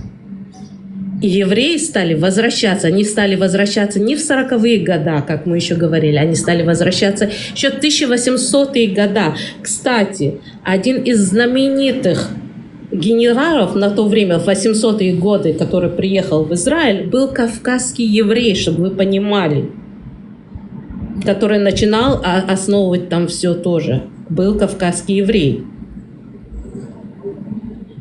В 45-е годы это уже последствия Первой мировой войны, потом Вторая война мировая, когда пошла, и люди стали евреи, понимали, что их место для них, где они могут жить спокойно, это Израиль.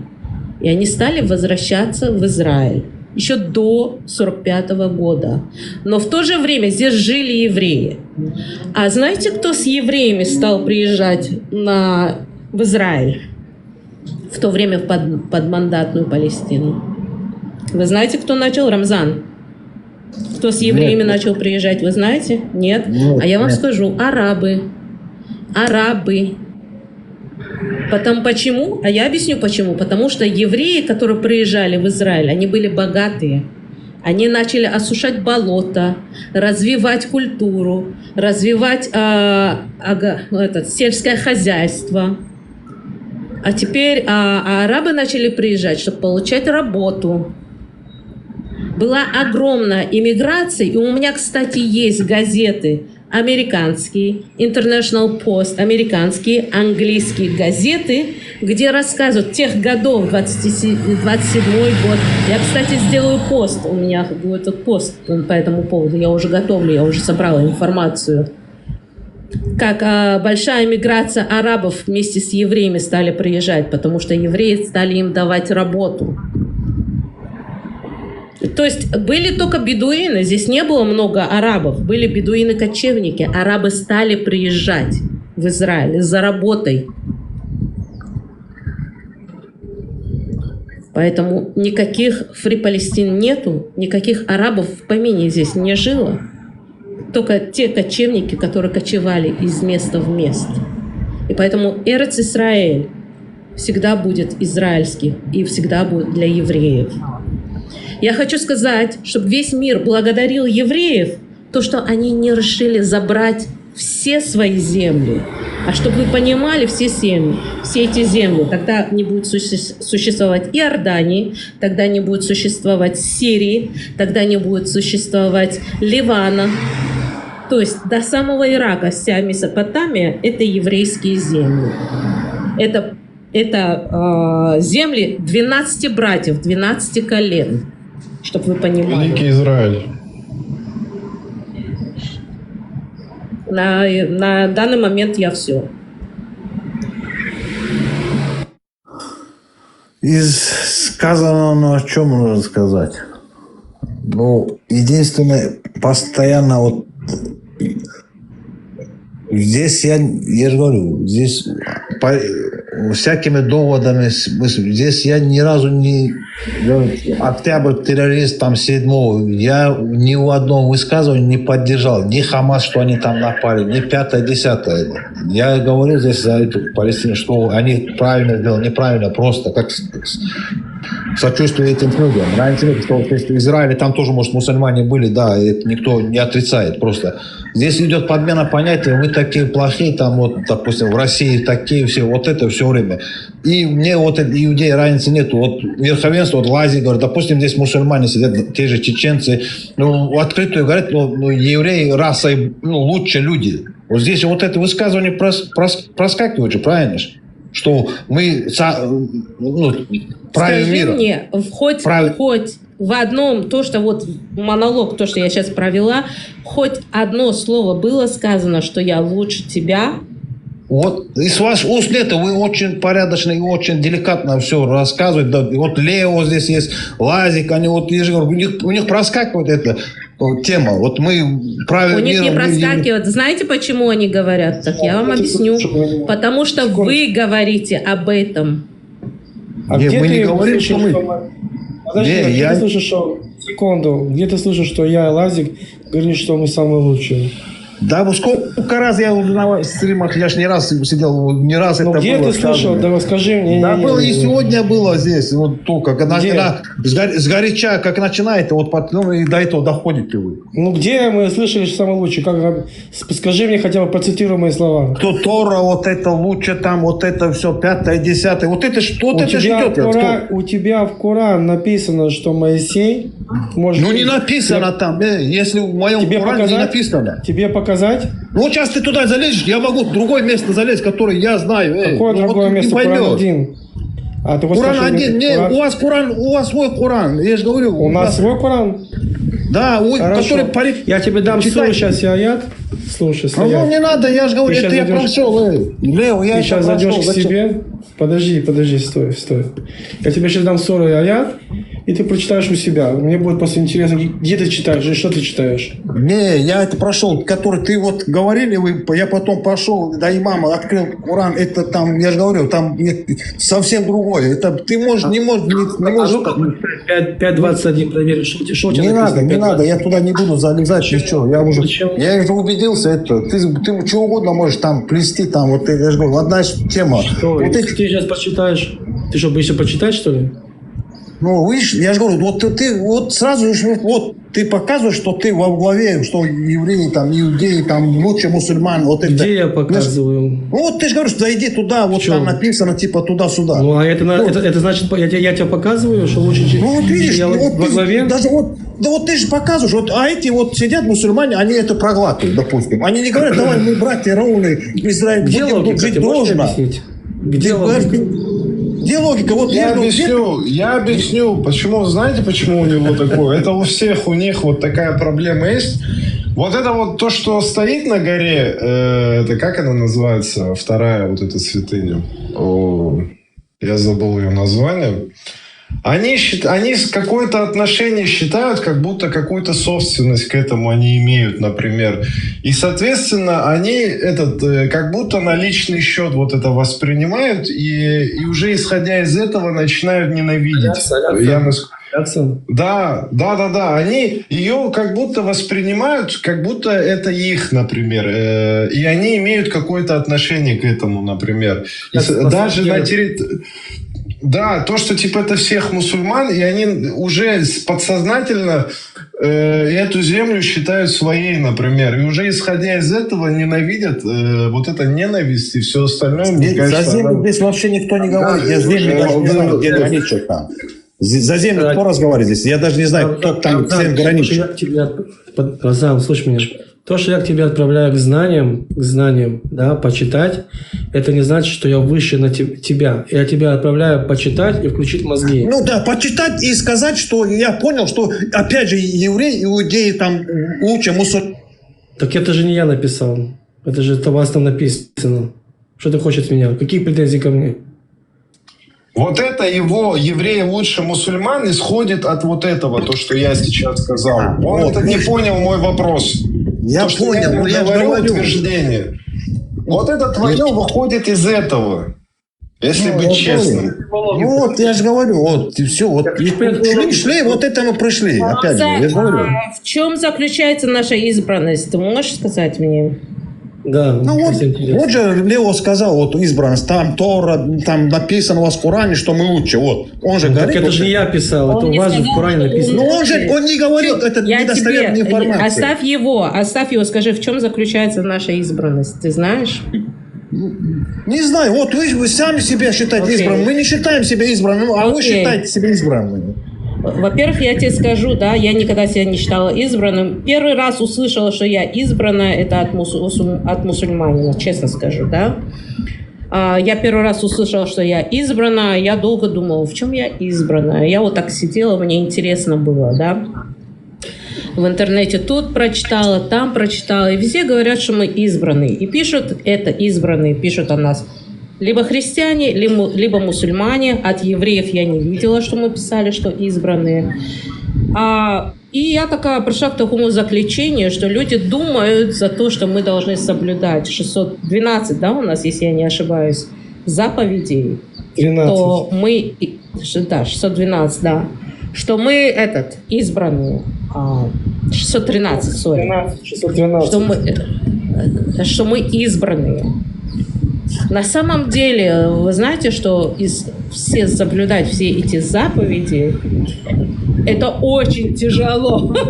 Я лично их не соблюдаю все. Ну, это да, это само собой. Это очень сложно, поэтому быть избранным. Мне дико любопытно, что плохого в том, что каждый народ считает, что он избранный. Что в этом плохого? Это тоже, кстати. Я не совсем понимаю, что тут негативного. То, что в Израиле евреи считают себя избранными. Чеченцы считают себя избранными. В России русские считают себя избранными. Что в этом плохого? Знаешь, плохое что?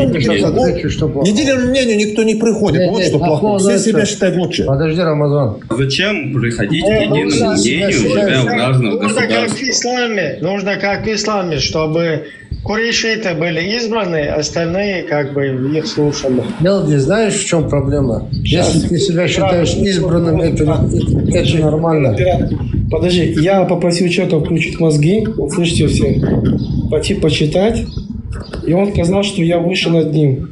То есть это называется по логике его вещей, что я сказал, что я избранный. Понимаете?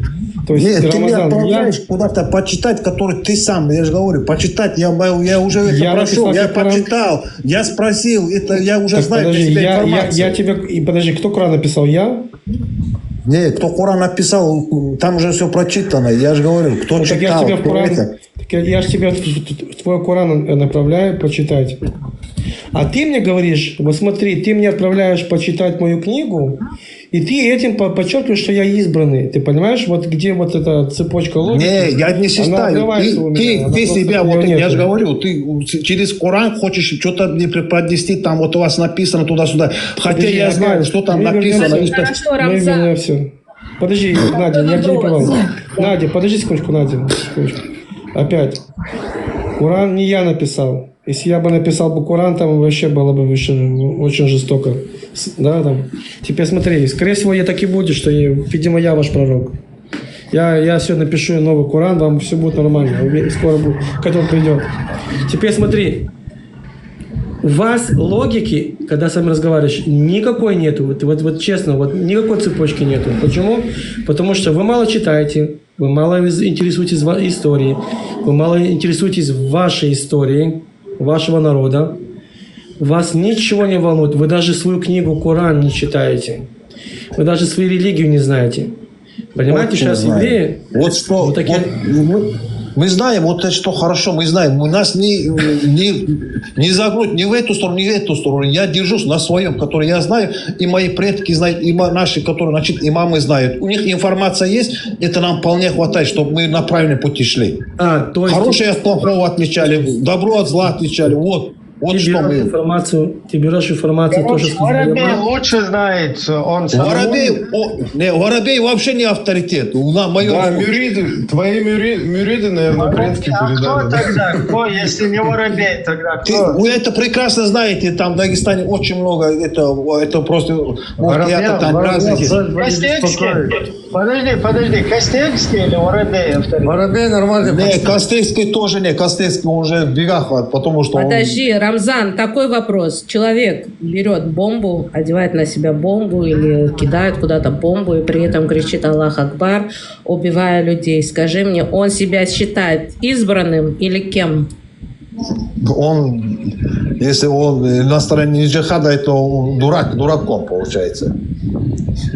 Да, он же делает это во имя Аллаха, понимаешь? То есть он посчитал себя... Нет, подожди. Он посчитал себя избранным пойти на шихад, или как, джихад, и убить людей. То есть он посчитал, а таких... О май гад, сколько. Давайте посчитаем. Мусульман на сегодняшний день 2,5 миллиарда человек на всем земном шарике. 1,5. Да? 1,5. Нет, 2,5. По последним, вот я буквально недавно смотрела, 2,5 было. Буквально недавно я смотрела. Быстро распространяется, да? Да. Также я взяла лист, мировой лист, который все страны взяли лист, составили террористических организаций. 98% из этого листа мусульмане во всем земном шарике. Я не говорю в одном месте. И эти все 98% посчитали себя. Кем они посчитали себя? Избранными. Пойти и убить людей. Как тебе такое? Как тебе такое быть избранным Богом? Ну, это кто составляет? Чтобы чтить заповеди, и быть избранным, пойти убивать людей. Скажи, кем бы ты предпочел быть? Ну, это, ты не задумывался об этом? Это везде порицается. Это вы прекрасно знаете. Да, вот это что? Нет, вот это, нет. Ты знаешь, что у меня знакомые и здесь очень много раз я слышала. Знаешь что? Нет, я слышала... я слышала, знаешь как? Если он пошел убил, он не мусульманин. То есть в такой же момент... Они берут на себя обязательство говорить, нет, он не мусульманин. То есть этот человек пришел, убил во имя Аллаха, а ты сидишь и говоришь, не, он не мусульманин. Ну, сейчас любой может мусульманин пойти и скажет Аллаху Акбар, убить. Потому что у вас так написано. У вас написано, когда ты замочишь неверного, людей Писания, ты станешь не мучить, ты не станешь тебе в рай, тебе 72 десницы будут. У тебя там целое, у вас это написано. Это все идет с вашей религии. Рамазан, ты сказал, что вот эти взрывы, они как бы кем-то там осуждаются и так далее.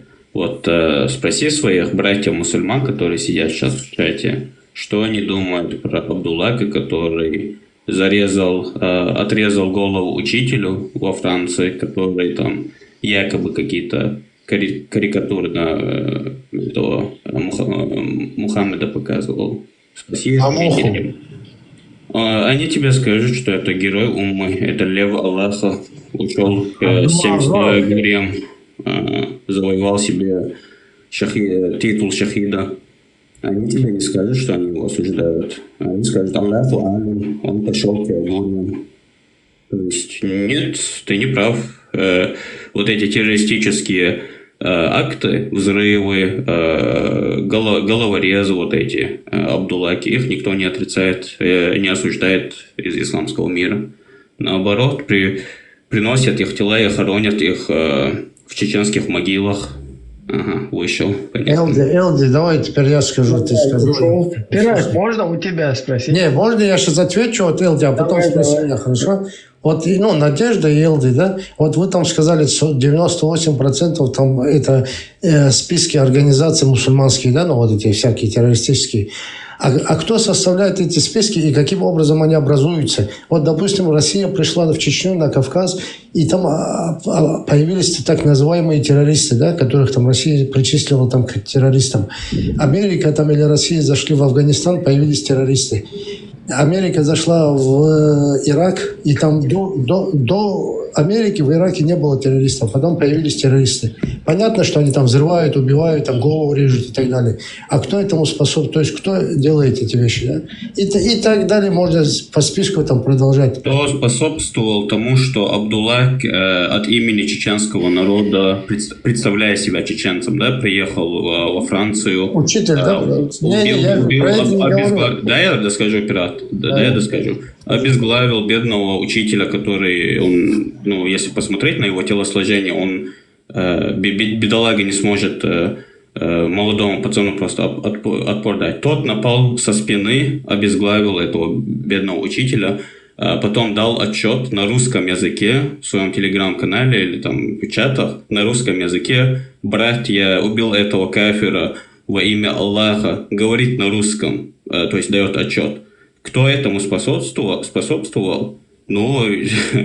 Точно не чеченский народ. Я тебя в этом уверяю. Я как чеченец полностью то, что вот этот Абдуллах сделал, вот этот ублюдок, я полностью это обратно туда, их в пустыню им отправляю. То есть забирайте этого. Это не наш. Мы к нему абсолютно никакого отношения не имеем. Это ваш.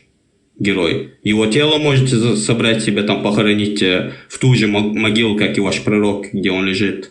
Нам он абсолютно не нужен. А вот смотри, Лади, смотри, что прикол. Сура 9.29 пишется. Вторая сура 191. Подожди. Машу, Хамза. Секундочку, ребят. 9 сура 29. Вторая сура 191. 5.32. Это все суры. Тут убей, забей, прибей неверных евреев. Это что такое? Это называется религия? Это вы все отсюда... Это все отсюда и идет. То есть, Рамзан, уже тебя вообще пират то же самое. И это не может быть религия. Религия должна учиться, чему-то учить хорошему. Она тебя учит каким-то хорошим вещам. Не убей, не укради, не прибей. Там, да, с камнями там что-то там. Оставь камни пока. Понятно. Гости, дайте ему слово. Хамзат, да, давай, говори.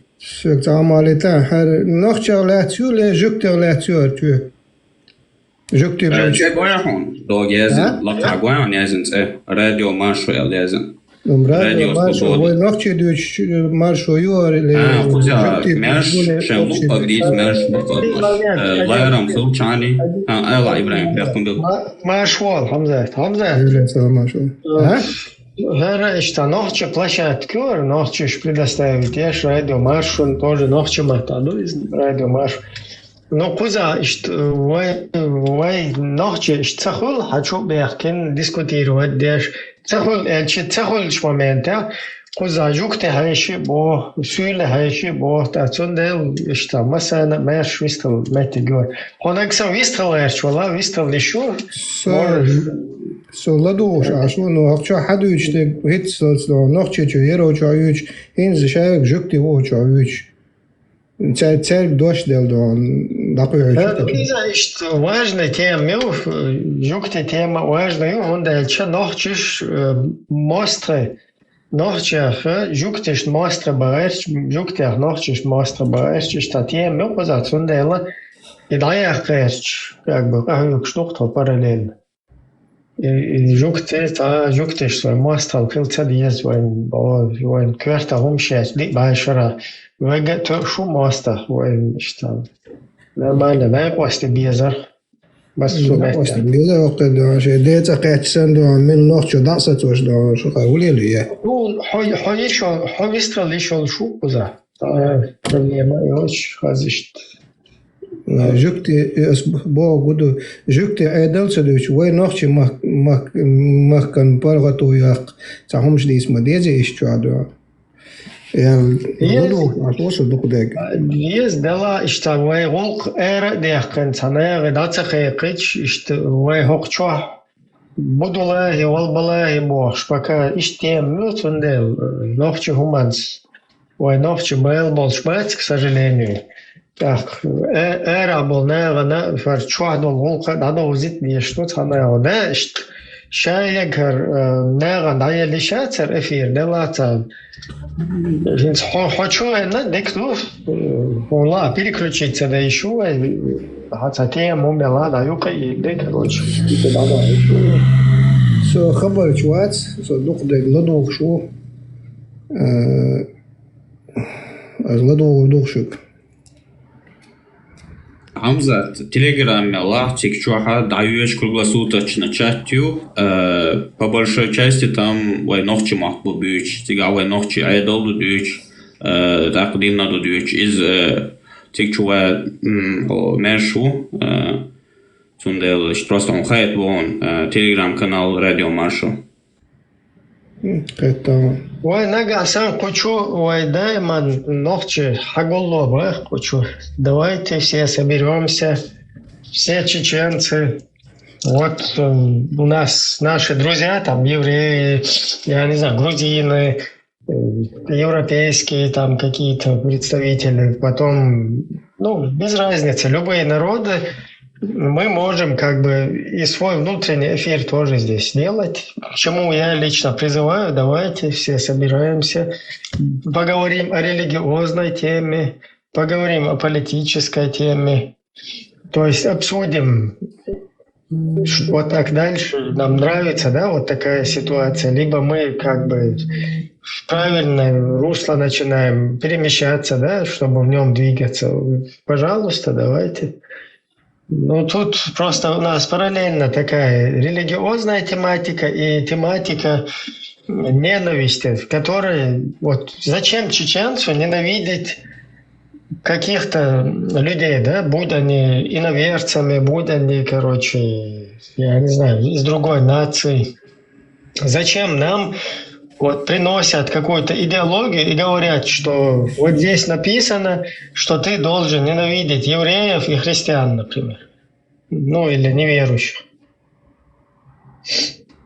И зачем мне это надо? Вот зачем нашему народу это надо? Кто это принес? Кто это принес? Он что-то хочет хорошее сделать для нашего народа, помочь. Где-то слово сказать за нас в международных организациях. Вместо того, чтобы все вето, которые они накладывают на... Когда санкции, вот, например, в адрес России всем миром им, короче, пытались наложить на них, да, вместо этого вот люди, которые нам приносят истинную религию, они берут и вето накладывают на это, чтобы на Россию не накладывали санкции. И что это вот так нормально, да? И потом эти же люди приносят идеологию и говорят, вы должны враждовать с евреями, там, я не знаю, с кефирами и так далее. Это нормально? Это так должно быть, да? Вот так нормально это все. Ненависть, потому что в Коране написано, я вот внизу написал уже 4 или 5 вещей. У них в Коране написано, это, поэтому оттуда все это идет.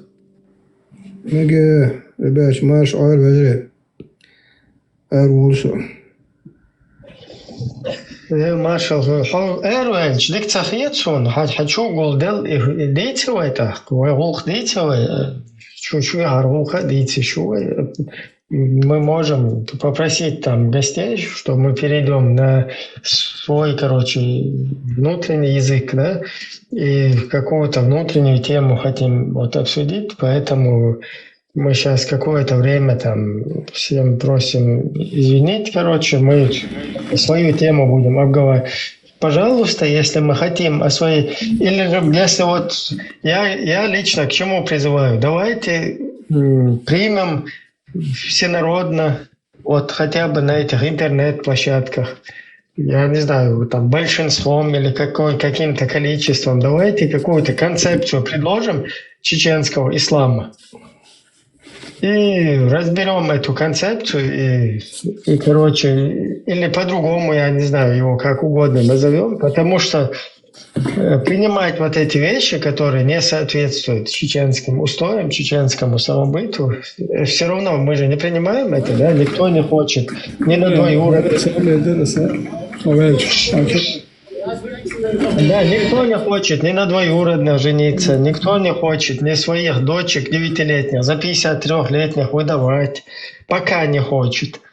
Давайте тогда свою какую-то концепцию разработаем, в которой не надо враждовать ни с кем на ровном месте, да? Нужно враждовать с врагом, кто с тобой враждует, а кто с тобой не враждует, с ним дружить, например. Вот такую концепцию. Более правильно, я считаю. Не потому, что человека ты обозначил какой-то принадлежности к какой-то конфессии или нации, а именно по отношениям, да? Вот по какому-то взаимодействию там. Потому что это ни в какие рамки не лезет. Давайте, хочу Дехкин, пожалуйста. Я лично за, чтобы мы... Что здесь? Все равно никакие лица не видно. Если кто-то боится там, что его куда-то там, кто-то что-то ему скажет, давайте. Здесь никого не видно. Можно голос изменить, кто хочет. Давайте говорить тогда об этих темах. Что мы так и будем дальше где-то в норках сидеть, и потом, когда какую-то тему здесь поднимают люди, потом критиковать это без альтернативы какой-то. Ветеран, вы что? Я вообще советую. Хасхета нохчум децул дошвар ксо. Но нохчи хум децул чвакол.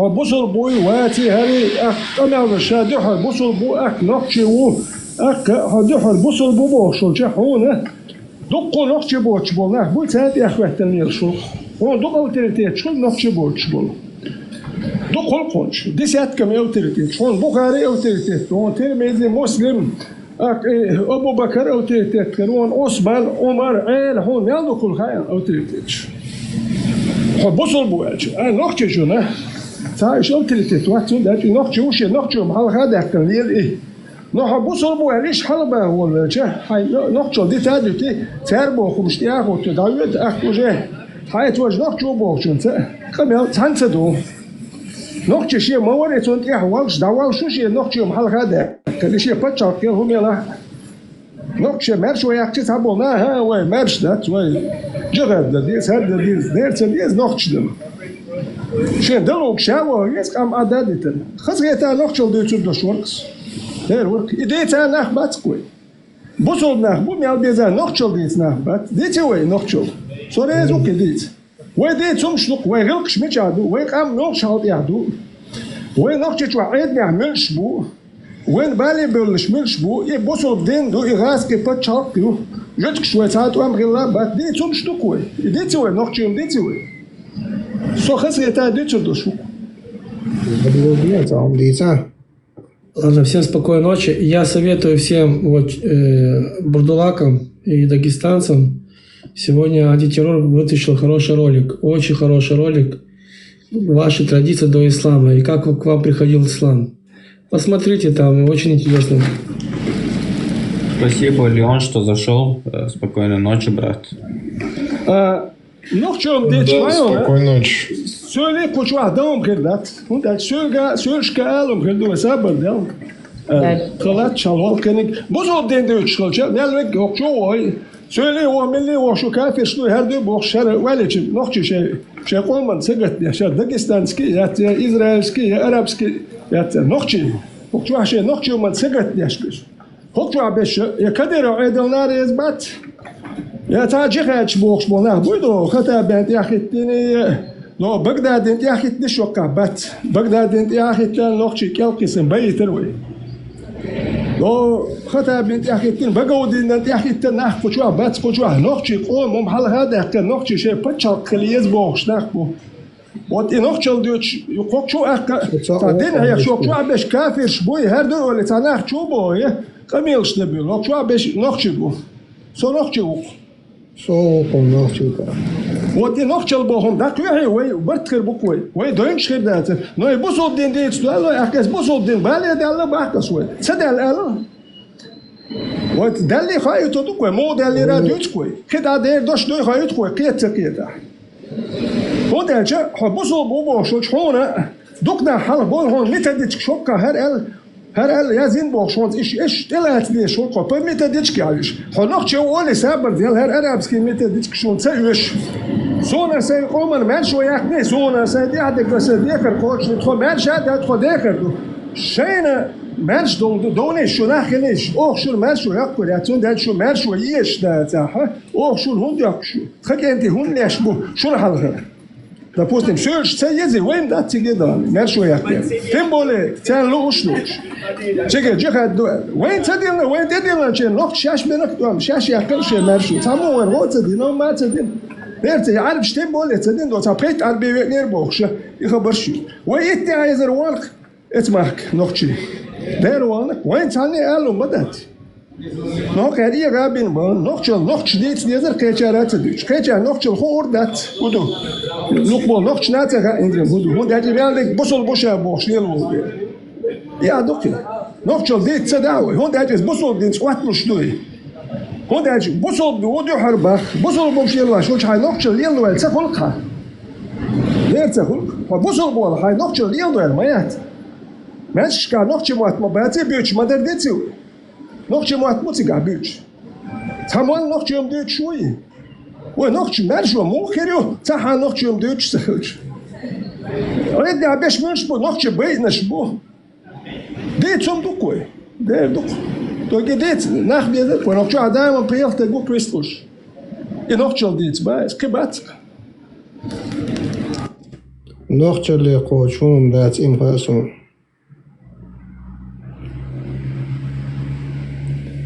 Нокчал. То он мекка, кёльне, аусо, и нокче бо, и он деш нах, цекер камял дечи. Вел моситто за сочота гуцерман. Вообще цай лидер нах гук пьетам бабацка. Вер тег нокче ма яхду, иш не пустит нокче воли гуко. Вот отча, цаши нокче пьетам буш, я шна, васти цекер буко. Дер цекер буко. يحمدوا حكين تخنر نكتة خلق حيول خراكتر يش خلق حكين تخنر وخلي شو تقوي دوات بيات دوات شستو شو تقوات نرمال قيتم بوش نقطة وشا دو يقيتم باتكسر يحمدوا داس قيتم بالبيز داس خايت تيشا نقطة وي وقرعو وادي الديش دات نوخشة الديش ديش طوق نصو هاي نوخشة جوا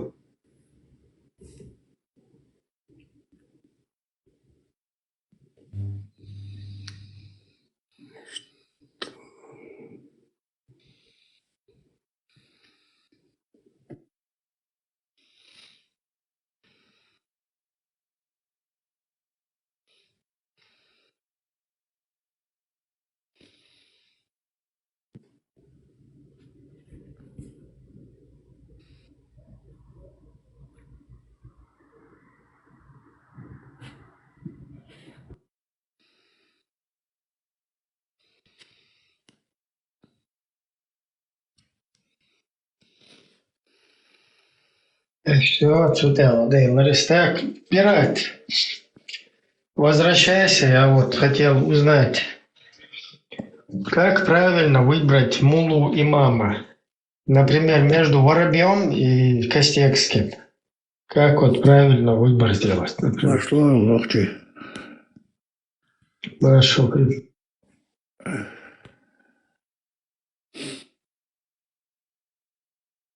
Что ты отвек нового читать? Это ночью он видит, ты что, олег. Jo, det är så här. Problemet är att det är просто крыльчан. Det går чайно, да? Так, вечная радость, ночью он видит, значит, видите, пока ночью среди Палестин бош, лил щата. Уайгул хадует кадерте бош. Очень цегат перешло.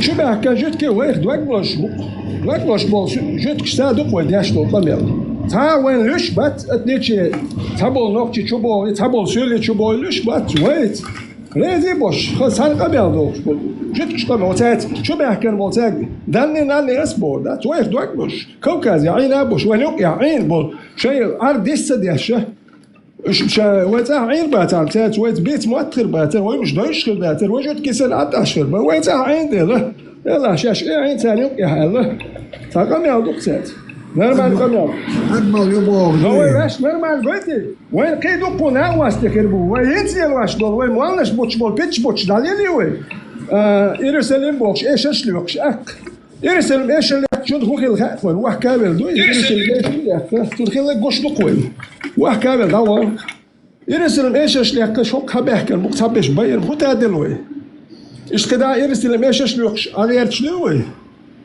ديتكش يا أجمل يبغى ده أجمل يبغى ده ديتكش Пират написал. Пират ответил на мой вопрос, кто ближе к книге и Сунне, тот идет прямо. А кто ближе к книге и Сунне? Вот тоже интересный вопрос. Как узнать, Пират?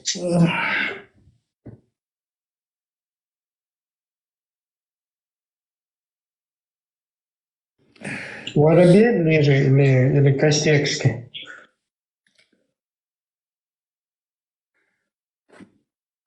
وانا يورا بي كاستكسكي هر مجي يو خلو المرزا يو يشمال باش دالور بركوي ساتين ناخ بوكش نوخش سهم داتسير مجي هو شكي ده هو الله ختنا ومن وروي ثاني عندك عمر بوش خشخانة ورتا من ور هنا بات شمال بيش إيمان الله بركوي ثاني تعبكش تعهم تعهم دافع عن نقشيم تعهم نقشي Вот смотри, пират, если у Воробья спрашивать, кто ближе к книге и сунне, Воробей скажет, что он. А если у Костекского спросить, то Костекский скажет, что он ближе. То есть, чтобы узнать, кто из них ближе к книге и к сунне, у них же надо спрашивать. Поэтому тут у нас такой замкнутый кружок получается, да? Вот как выбрать Воробья и Костекского, там, и Щукина, я не знаю, кого-то. И для этого ты сам должен быть каким-то великим исламским ученым, да? Или как?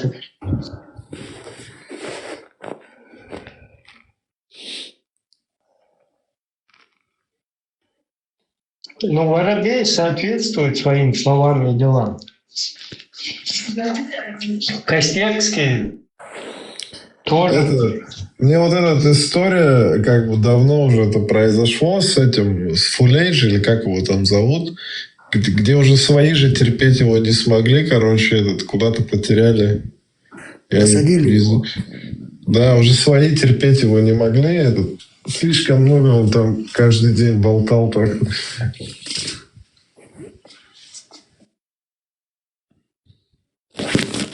Чуть насунул, короче, всех не привел там. Видишь, пират пишет, теперь сунне надо соответствовать. Ну, сунне, зайди, пират, давай все-таки поговорим.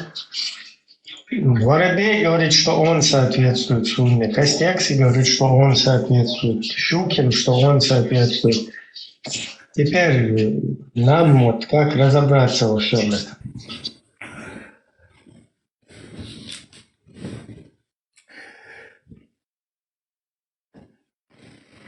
Армат, у меня к тебе вопрос. Хэшуй.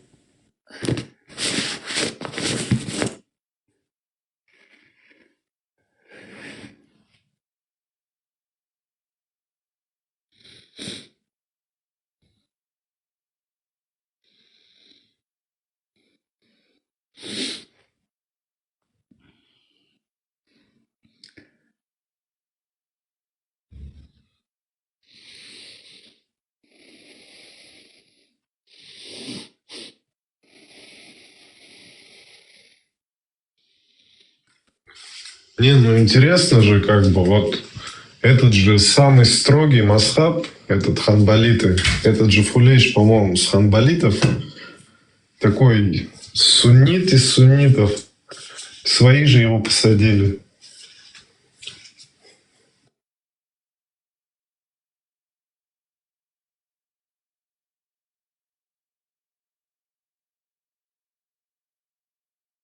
Так, теперь, пират, все-таки давай поднимайся и научи нас правильному пути. Не пойдет так.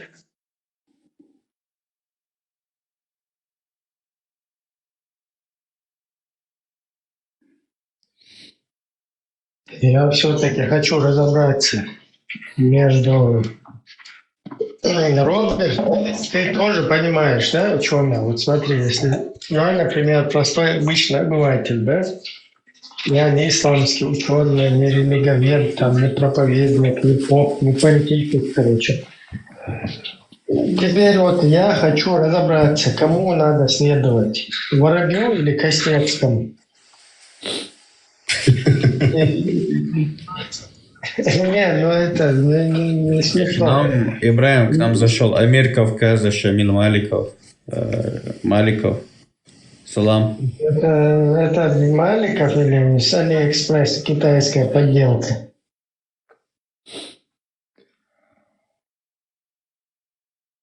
Скорее всего, это подделка. Потому что террорист Маликов не может быть, чтобы сюда вошел. Кстати, интересный вопрос. Кому следовать, например, если просто комментарии читать под этими чуваками, там как бы каждые там 5 сообщений друг другу там такфир кидают. там ненавидят друг друга. Вот просто даже зайди вот под любой видос там вот этого, любого там проповедника этого, там никакого братства там или чего-то там, какой-то чистоты ты не увидишь. Там грязью друг друга там поливают, там как я не знаю даже, как это назвать. И нигде ты не увидишь в других местах такого, только вот у наших там такое можно увидеть.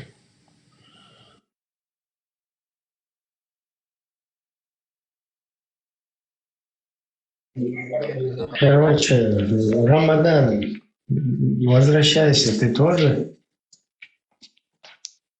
И давай вот эту вот тему все-таки обсудим. Потому что это Рамадан сказал, что надо имамам следовать, религиоведам, там, религиозным деятелям. Когда я сказал Воробью, он сказал, нет, там есть типа другие. И мне сразу за Воробья стало обидно. Блин, он там день и ночь, короче, работает. Столько энергии, короче, столько времени тратит. И почему-то вот его не слушают. А почему? И кого из них тогда надо слушать? Кто из них правильно имам, мулла? И как разобраться, кто правильный? Как этот говорил, а наши ли наши? В этом фитин там или что? Прикол. Совковый. Я в другом сидел в этом эфире, короче. Там был один, короче, таджик. И мы что-то заговорились, я у него говорю, так это же сунна. Он говорит, так, мне плевать на сунну, говорит. Типа я, говорит, следую так, как я хочу следовать. Вообще непонятно, чему тут они следуют, как бы, что они делают и зачем они это делают. Они вообще даже не думают, для чего это, как бы, им вообще нужно. Все делают, и я делаю, короче.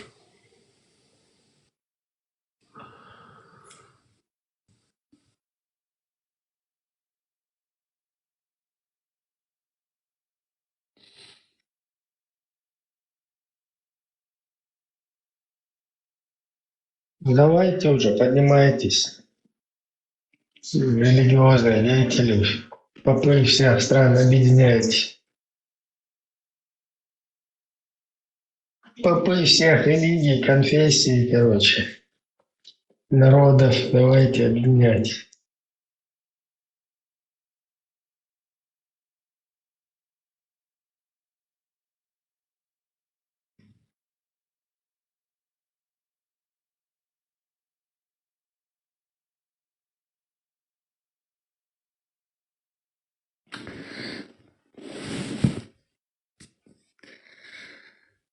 صنع شعبك يا مشعل.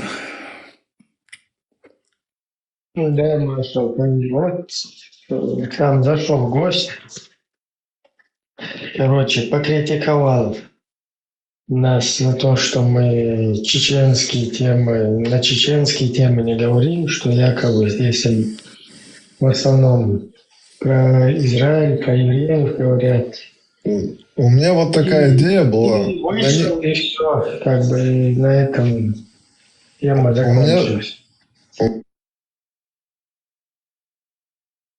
Да, говори, Ром.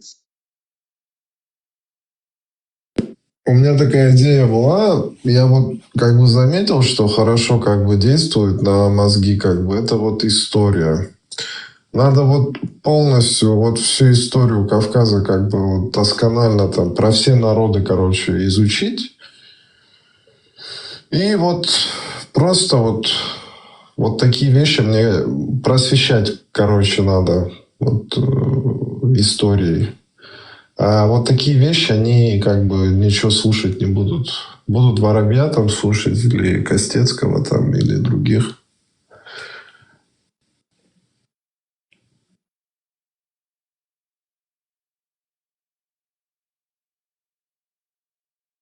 Ну, честно говоря, в случае с Дагестаном Я не знаю, там, насколько история, у кого какая история. Не факт, что там у некоторых, вернее, у большинства народов есть история какая-то.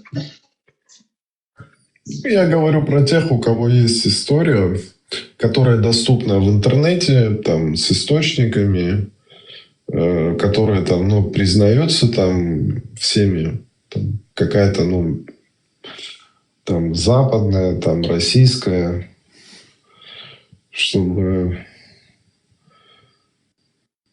просвещать даже тех, которые не знают даже своей истории.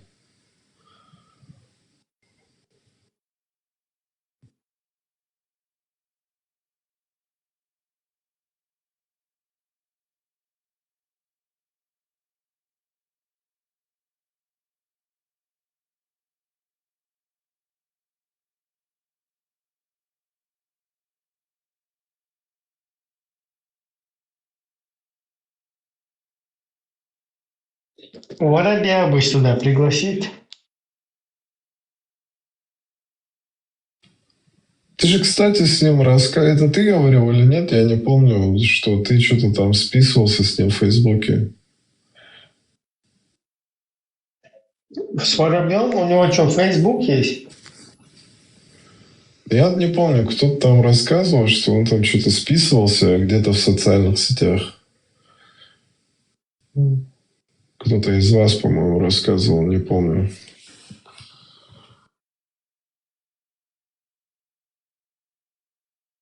Короче, вот пират пишет, что бы вы тут не исполняли, так, исполняли, тоже как-то непонятно. Исполняют обычно приказы, но ислам на Кавказе распространяется с каждым днем. Ну, понятно, распространяется, но давай тогда поймем, правильно ислам распространяется, который из них правильно. Хорошо ли, что это распространяется? Почему хорошо? В чем хорошо? Если плохо, то в чем плохо?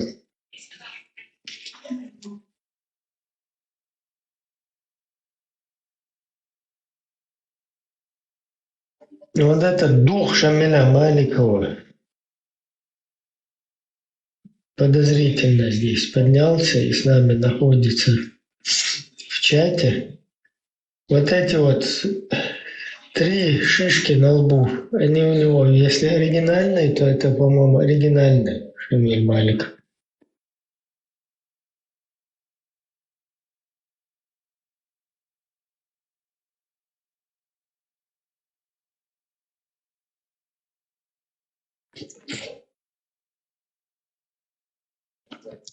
Это, ну, скорее всего, шрам у него от выстрела хищника.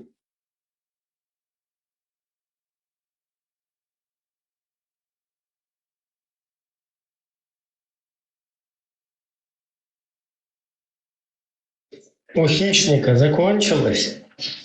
Боеприпасы закончились, он там солью что-то там импровизировал, короче, солью, наверное, зарядил свой этот, короче, устройство свое, оружие. И прямо в лоб Маликову заехал, по всей видимости.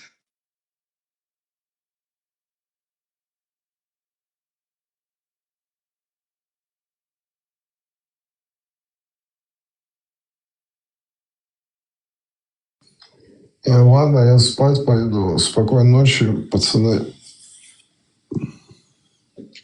Все, всего хорошего, спокойной ночи, марш вон.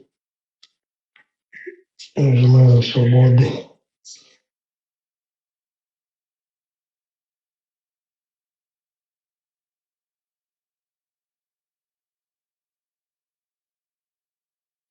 Так, давай, пират уже, поднимайся, чего ты там проскочил.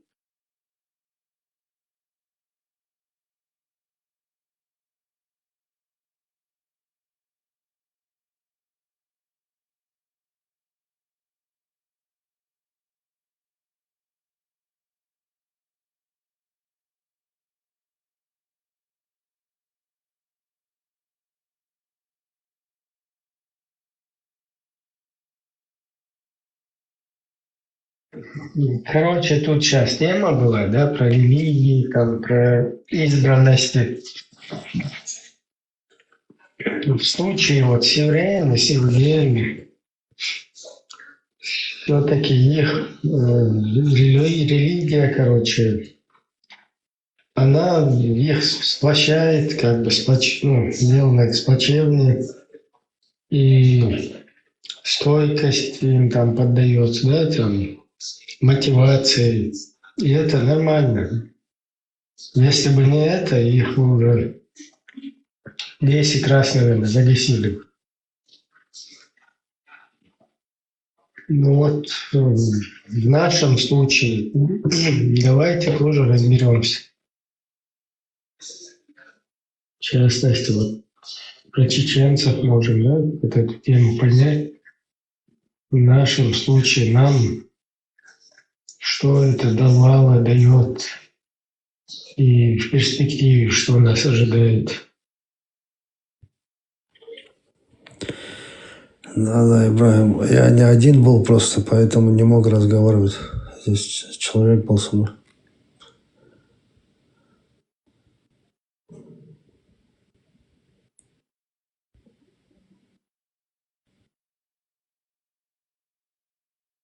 Я вот искренне не понимаю, в чем проблема того, что каждая национальность считает себя какой-то особенной. Это же не автоматически, не должно означать, что эта нация считает остальных какими-то плохими, имеет к ним ненависть. Нет, просто ты любишь свою нацию больше всего на этом свете. Что в этом плохого? Смотри, ЛД, если человек, то есть любит свою нацию, там какие-то достижения этой нации, да и вообще свой род, там в целом относится к себе хорошо, там, или считает себя в каких-то аспектах лучше, да, чем других, в этом нету проблем, на мой взгляд. Если он при этом не принижает других, то есть он себя возвышает, а других принижает. Если он других принижает, то есть других считает, знаешь, какими-то там недочеловеками, а себя считает такими избранными, это уже проблема. А если... Даже пират, вот если считать, что заниматься не будешь. Рот свой закрой. Какой-то народ, в своем государстве считает себя лучшими, а остальные вообще какими-то мразями. Как это вообще на тебя отражается? Ты, живя где-то в России, где-то там, не знаю, в Сибири, как это на тебе вообще отражается? Что там происходит в Израиле? На мне это не отражается. Вот хушемиты и курайшиты, подойди. Хурайшиты и хушемиты считают себя самыми возвышенными. Это как понять? Я не знаю, как это понять.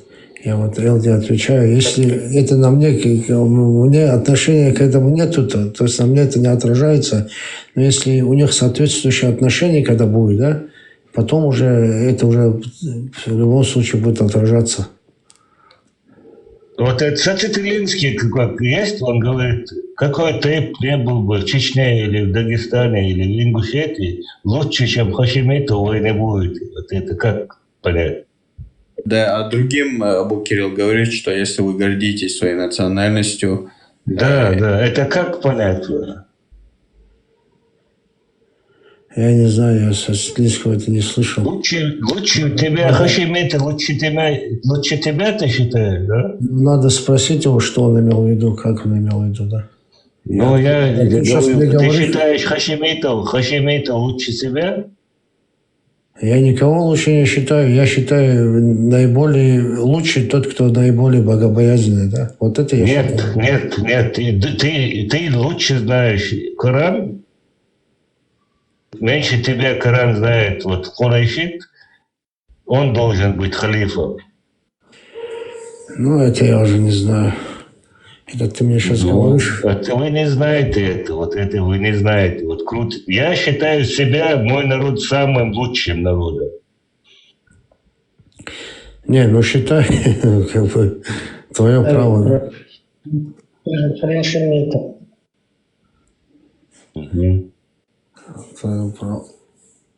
Просто... ты можешь пират считать себя ниже, выше, как хочешь угодно.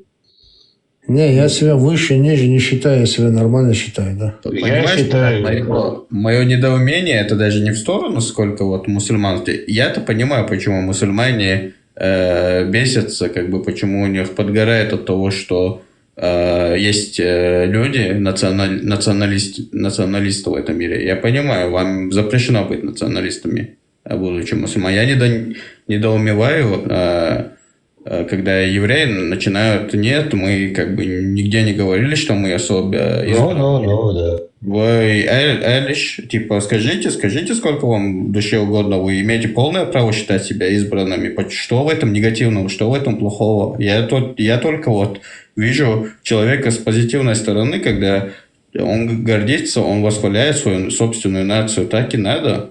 Не, я просто знаю, что ЛД. Я-то... Не надо. Надо хашимитов и курайшитов восхвалять. Да? Все, они самые лучшие. Я же тебе сказал, если ты просто как бы считаешь, ну, как бы свою нацию нормальной, как бы нет проблем. Но когда ты уже других считаешь, там, ниже себя принижаешь, в этом проблема, понимаешь? Вот это вот фашизм, национализм, это потом... Вот это кто считает? Вот это курайшиты считают, и хашимиты считают. Вот так. Уже вот этот... Гитлер... Вот если они говорят, больше никто не говорит это, понимаешь? Ну, как никто не говорит?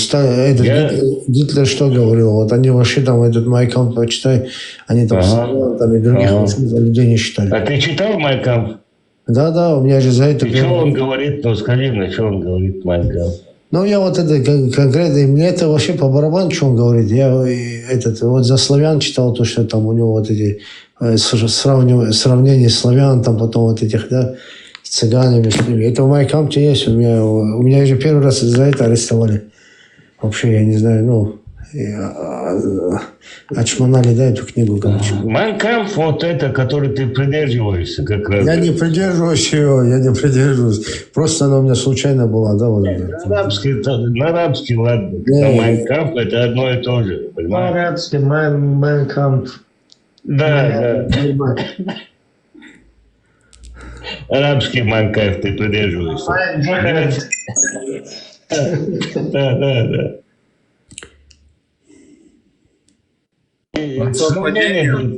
Да, ты не находишь там ничего общего? Не находишь? Не, вообще не нахожу. По совпадению там очень корни схожести опять там. Во всем виноваты евреи. И в Майнкампе, и в Корене. Просто... Да, абсолютно. Вот ты это не видишь, понимаешь? Вот ты это не... Я вижу, и другие видят это, понимаешь?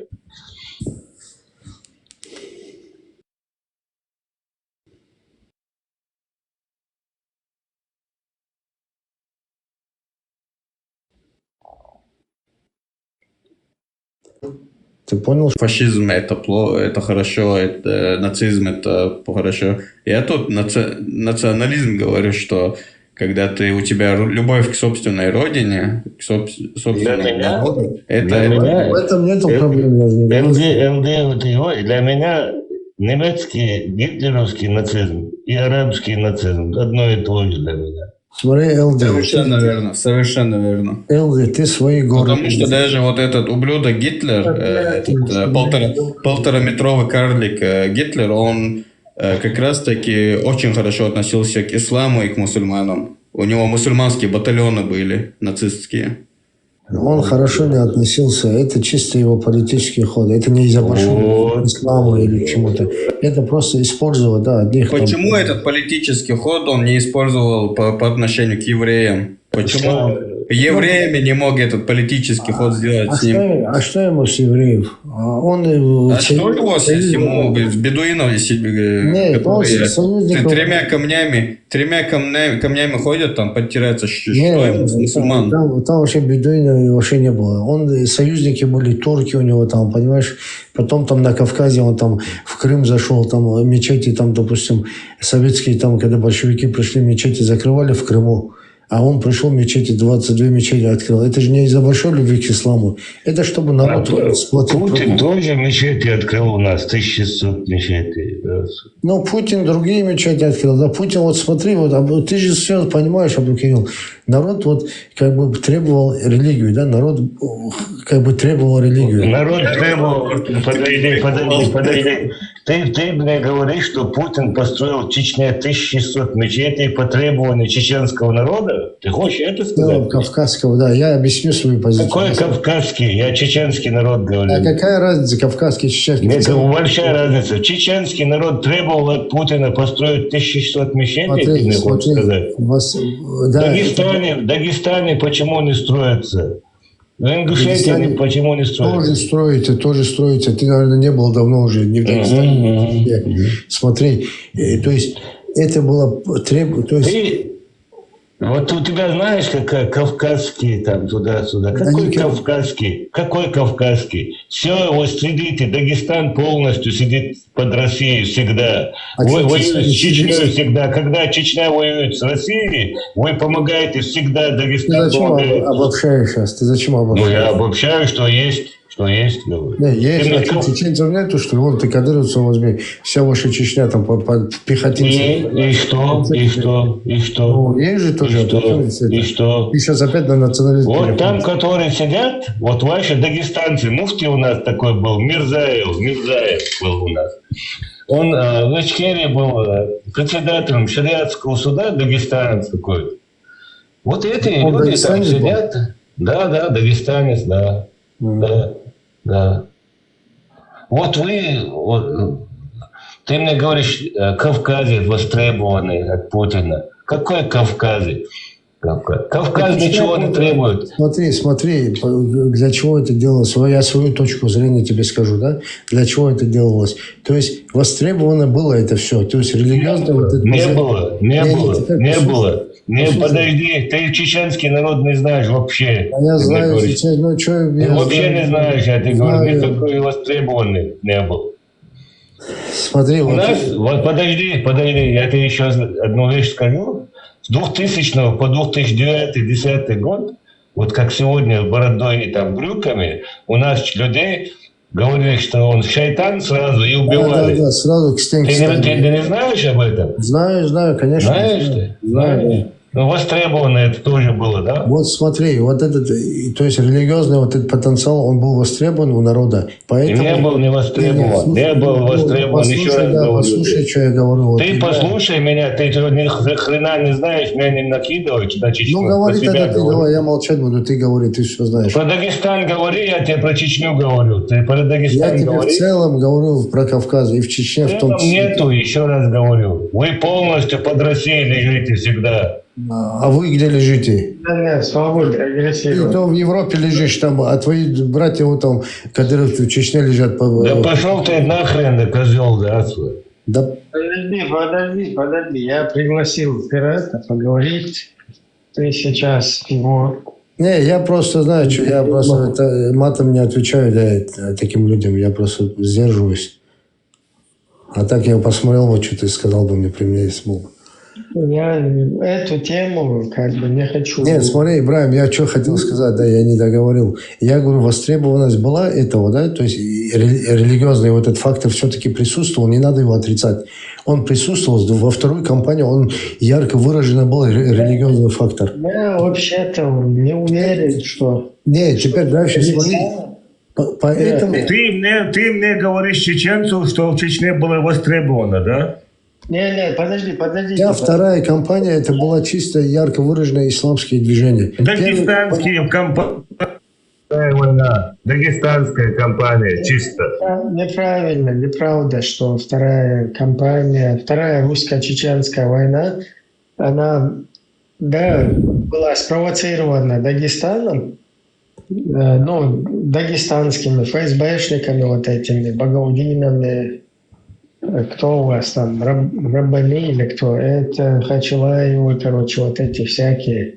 Багаудин, да, и так далее. Да. Нет, я понял, я же не говорю про спровоцирование. Я говорю, что потом уже это такой окрасок был исламский. Но у нас сопротивление вот это, которое было, оно не религиозное, то есть там тема была не исламистская. Потому что я же помню. Я тоже помню, Ибрагим. Это первая кампания была, да. А когда уже между вторая. Смотри, с 96 по 99 год там уже исламисты, там Сидр Нью-Йорк был, там Институт Кавказ был, там в 98 году события были в Гудермесе, если ты помнишь. Все равно ваххабидов их вообще не воспринимали. Даже во время войны, уже когда война началась, ваххабид не воспринимали. Но потом потихоньку они все равно вверх взяли, да, все джаматы. Когда уже русская оккупационная администрация там установили вот в нулевых годах, да. Потихоньку начали уже как бы под видом суфизма этот ваххабизм распространять, и сейчас там полностью ваххабит. Не, я что хотел сказать. Понятно, что там интернационал, Кавказ, там... Вы знаете, просто сравнивайте сегодняшнего толкания, которое было в 99-2000 годах. Это абсолютно разные вещи, понимаете? Не, я же это не сравниваю. Абсолютно разные. Ты ни хрена не знаешь или говори? Знаю я то, что не знаю. Послушай, да, я вот свое скажу, Ибрагим, вот что я хотел, я закончить не могу, у меня перебивают все время. Не, вот эти дагестанские ишаки меня заколебали, да, вообще лезут не туда, понимаешь, у себя разберутся лучше. Мы у себя разберемся, эфир у нас был, тормозился, да? И да. Я пирата, наоборот, пригласил, хотел тему религиозную. Это разогнать тему, да, короче? Да. Смотри, подытожив, я скажу, вот не перебивай до меня. Вот смотри, все равно вот потребность ислама была, да, там на Кавказе, там в частности в Чечне, в целом на Кавказе везде, да, Дагестан и так далее. Теперь, да, вначале их к стенке ставили, бородатых там ваххабистов там убивали там и так далее, там, да, и кадыровцы, и в Дагестане, и Ингушетии, везде. Но потом народные вот эти вот требования, как бы, да, то, что ислам-то они хотят, но тот ислам, который они хотят, они дать не могут, правильно? И они начали там говорить, вот мы же вам молиться разрешаем, мечети строим, все вам делаем. Зачем вы воюете, зачем вы в лес ходите? Хотите молитесь, хотите там все делаете, хотите бороды носите, понимаешь? Даже бороды разрешили оставлять. Сам Кадыров даже начал ходить с бородой. То есть лишь бы в лес не ходите, не убивайте, не стреляйте, не взрывайте, делайте, что хотите. И вот под такой темой они начали мечети строить, и послабления какие-то дали, и короткие штаны разрешили, и бороды разрешили, и хиджаб разрешили, лишь бы там, короче, то есть если даже и будет салафизм, но он такой мирный салафизм будет. Смотри. Не понял. Таким соусом это... Не надо от себя задумывать. Там не так вообще сценарий протекал. Там сначала удуговые всякие, ваххабня стало и говорит, или мы будем сидеть, строить фабрики, заводы, собирать комбайны. Я уже после говорю, после уже. Подожди, тогда слушай. Как тут нам некоторые начальники говорят, будем жить нормально, мирно, развиваться, или же мы, мусульмане,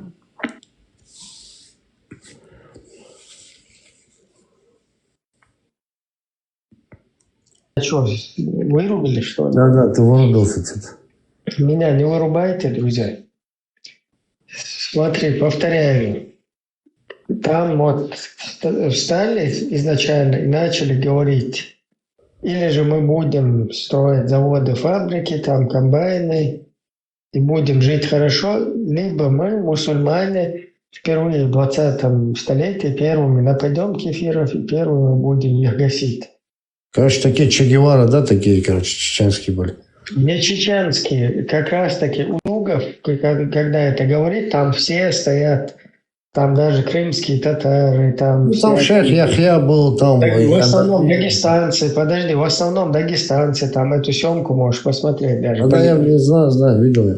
Да, и все они стоят, и когда он это говорит, все Аллаху Акбар там начинают кричать. Ну, воодушевились, да? Да. И когда началось, прецедент создан был, да, все рассосались, понимаешь? Все, кто говорил об этом. Или же мы будем строить комбайны там туда-сюда, или же мы первыми на кефиром нападем. А теперь эти же люди... или их, как бы, те же, кто на этой теме, они наоборот теперь говорят, зачем нам нападать на кефиров, нам нужно вот под российским флагом короче, полностью укреплять Россию, чтобы дорасти до президентства и возглавить ее. Понимаешь, вот это вот... Не, я понимаю, но кто так говорит? Кто так говорит сейчас, они никакого отношения к Худуговым, к Яндербеевым вообще не имеют. Это кто говорит? Не, это вот эти, кто... Смотри, просто там что произошло? Там сначала через вот это пидористические, извиняюсь, еще раз извиняюсь за откровенность, вот это ваххабит, через вот это дело сначала против интересов нашего государства, против власти, против всего этого создали исламистские вот эти движухи. Ну, чтобы опять зайти в Чечню, короче, второй раз, да? Ну да, а потом уже этот ваххабит, его под русский флаг аккуратно поставили, и им сегодня легко управлять, на джихады в Украину закидывать и так далее. Не, ну смотри. Вот так это работает. То, что кто на Украину идет и так далее, и вот этот русский флаг, это же не те ваххабиты, которые те ваххабиты, да? Ты же понял, это же вообще разные идеологии, убеждения, это вообще, они друг друга вообще там считают кафирами, да? Не разно, это та же самая тема, которая аккуратно, там даже вот этот Ямадаев, он еще высказывал, да, там... Ну, про Рамзана, да. Да, Рамзан шайтан говорил, типа, он не, ну Ямадаев сам, он же что, разбирается, что ли? Для него все шайтаны были, да? Они все там друг друга шайтанами считали. И Ямадаев был тоже и российский, и этот военный, и этот был российский. Они просто как бы у царя, чтобы поближе к царю быть, короче, место под солнцем искали и так друг друга обзывали, да, короче. Просто ставку сделали на этих, да, короче. И все. Они друг друга стоят оба. Поэтому ссылаться на слова Ямадаева, это как-то не особо это, да?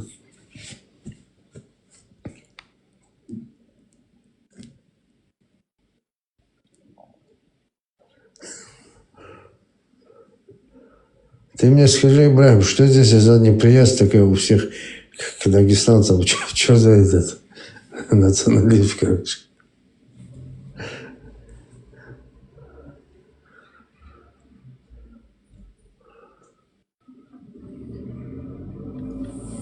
Так, меня выкинуло. Подожди, я тебе объясняю, что вот этот ваххабит, да, через него вот это вот все дело там установили. Но его использовали, я понял, как материал, как инструмент, чтобы опять второй раз зайти туда, да, в Чечню. Я понял, что ты имеешь в виду. Да, а сейчас его... На его плечах, то есть они зашли в Дагестан, а потом на их плечах русские обратно зашли туда и конституционный порядок сказали, вот оказывается, они ничего не могут делать, они, оказывается, там все дикари, короче, надо их там усмирять, короче. Да, это я понял. На нас напали, помнишь? Да, вторжение в Дагестан, короче. Да. Это называется казус белли. Знаешь, такой казус белли? Да, казус белли, да. Да. То есть просто так они не могли зайти, потому что там Хасавюртовские соглашения, мирный договор там по рукам дали уже. А здесь надо сказать, вот они сами, оказывается, нарушили.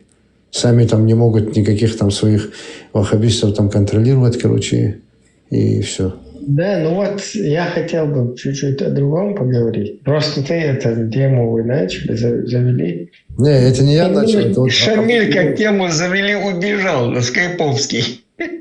Это, по-моему, не он был. Вот что думаете, это он был? Китайская подделка была.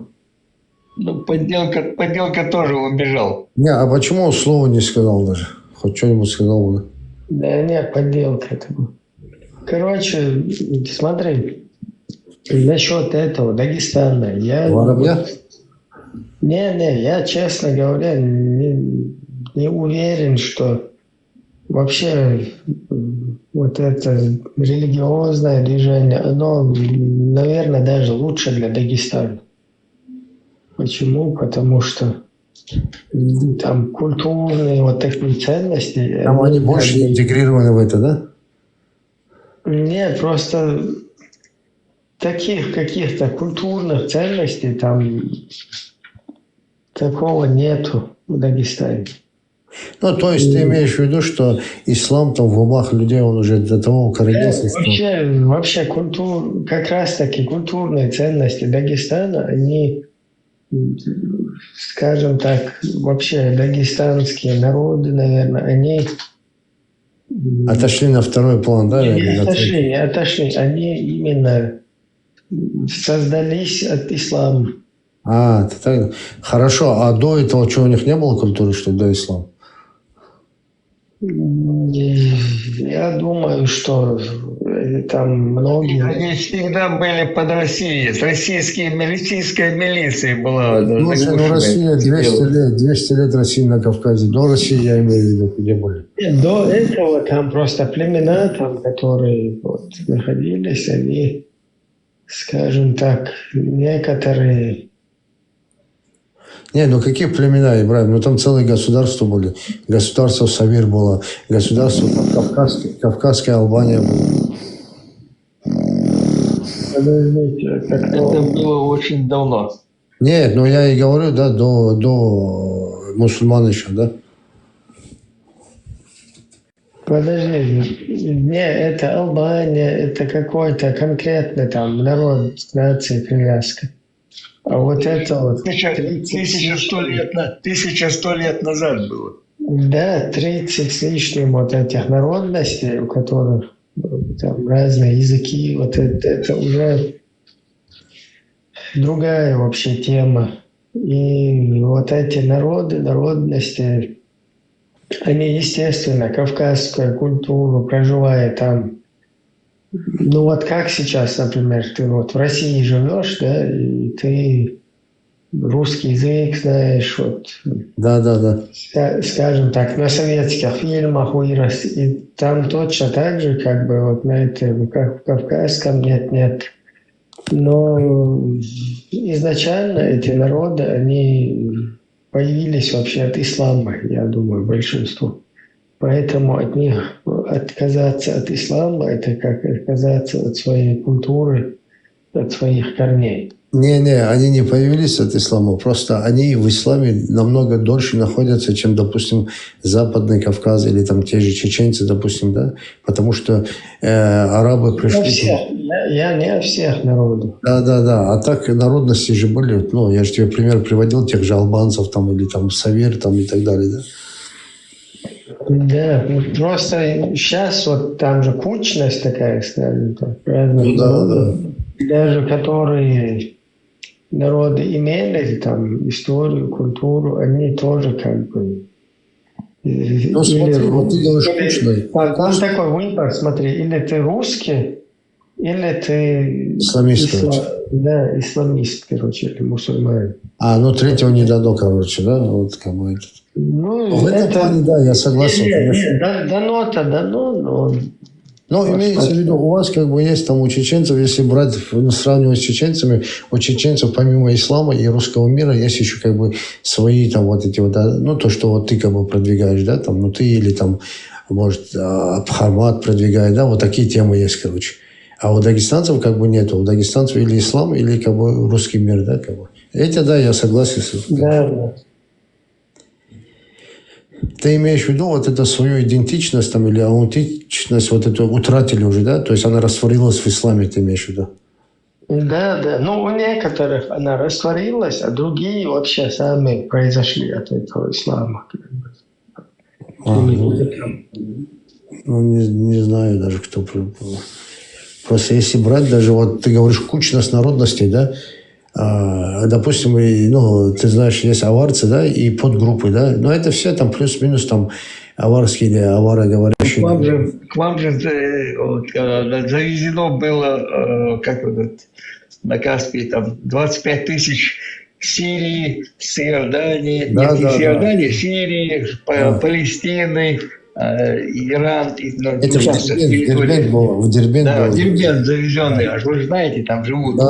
Каждый там знает, какая улица, кто откуда там приехал. Да. И они же там контролировали, собирали сборы, поставлены. Для чего они были завезены? Да. Что, сборы собирать, налоги собирать. Для этого были завезены они там. Они были завезены, чтобы разбавить местное население, да, чтобы разбавить, чтобы Ну, вот... обычно, когда приходит империя, какая-то приходит, приводит твоих людей. Привезли, поставили контролировать все это дело. Вот, я, знаешь, это к чему? Я сейчас просто грубо могу высказаться, но я абсолютно никому не хочу ничего там этого, но все-таки народ, нация, которая более к своим корням, она так несколько ревностно относится, там все равно чуть-чуть по-другому у них устроено. Ну смотри, вот если...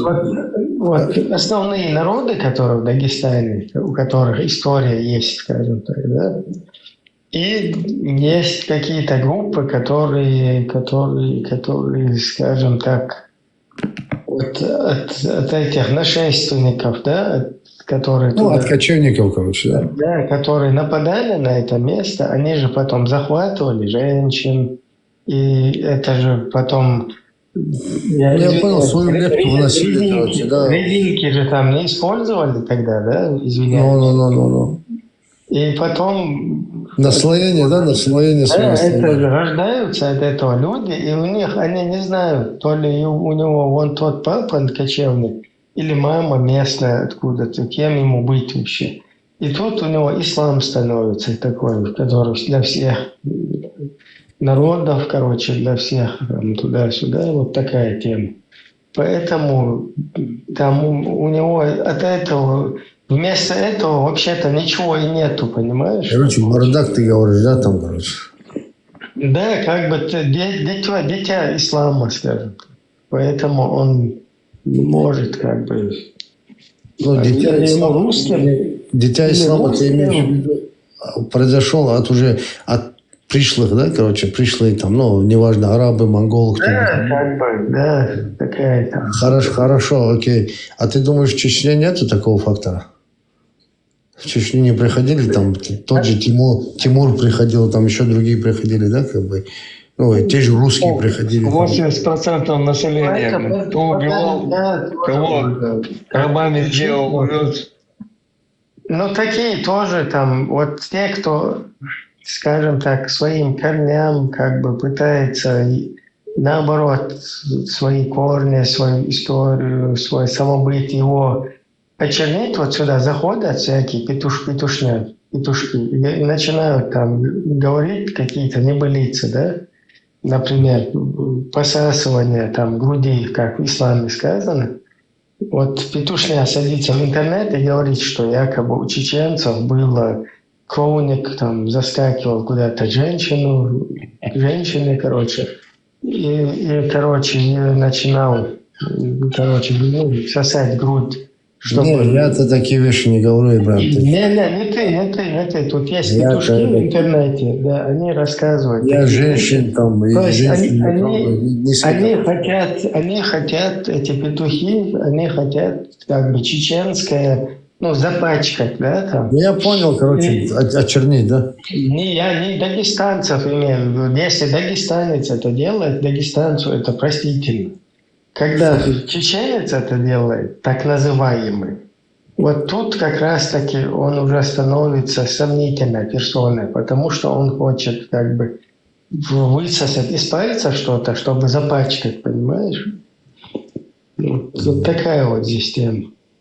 Нет, я это имел в виду в ключе том, что... Поэтому то, что ты говоришь, что да, не исключено, что... Да, нашествие же были какие-то. Там, да, тоже, короче, потомок нашественника какого-то, он пытается очернить, чтобы всех вот так размазать, всех сказать, ни у кого ничего нету, ни истории. Вот, например, у одного нормальные родители, нормальный род, да, а у другого какие-то насильники, алкаши, пьяные. И он говорит, это без разницы, все там одинаковые должны быть. И ваши плохие, и мои плохие. То есть все размазать вот так. Не надо размазывать, да, как бы. Ты за всех не говори. Не, я это понял тебя, что ты имеешь в виду, что Дагестан больше подвергся там, ну, нашествию всяких империй, там, да, начиная там арабских, там, персидских, там, и так далее, да. Ну, Чечня, может быть, в меньшей степени, да, этому подверглась. Ты это имеешь в виду, да? Ну, я как тебя понял. Я согласен с тобой. Я не о всех народах, просто там слишком все перемешано, понимаешь? Ну да, на маленьком более крупные народы, которые имеют исторические там, какие-то свои культурные там. Вот смотри, Ибрагим, допустим, Кавказская Албания, да, это там государство там на востоке Кавказа, да, про нее все знали до арабов еще, да, там и страбоны писали, там и там они там и греки туда приходили, как бы, ну, во всех учебниках истории есть Кавказская Албания, да, как бы это не вымышленное там какое-то фантастическое государство, это на самом деле было, да, там и армяне про него пишут, да, и все остальные. А потом пришли арабы, как бы, ну, мусульмане, и упразднили это. Ну да, это вот албаны, это вот сегодня, если потомков брать, это вот эти вот лезгиноязычные племена, да, там лезгины, там, ну, и все лезгиноязычные там, да, вплоть даже до удинов, которые вот сегодня христиане, удины есть такой народ, они тоже лезгиноязычные, там в Азербайджане проживают.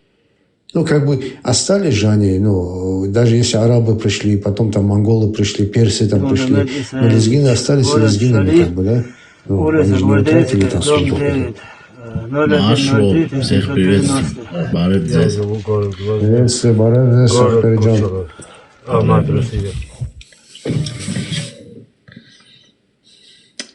Извини, перебил, брат, говори. Не-не-не, ты армянин, наверное, да, Мартин? Поэтому я, знаешь, приветствую, Машу.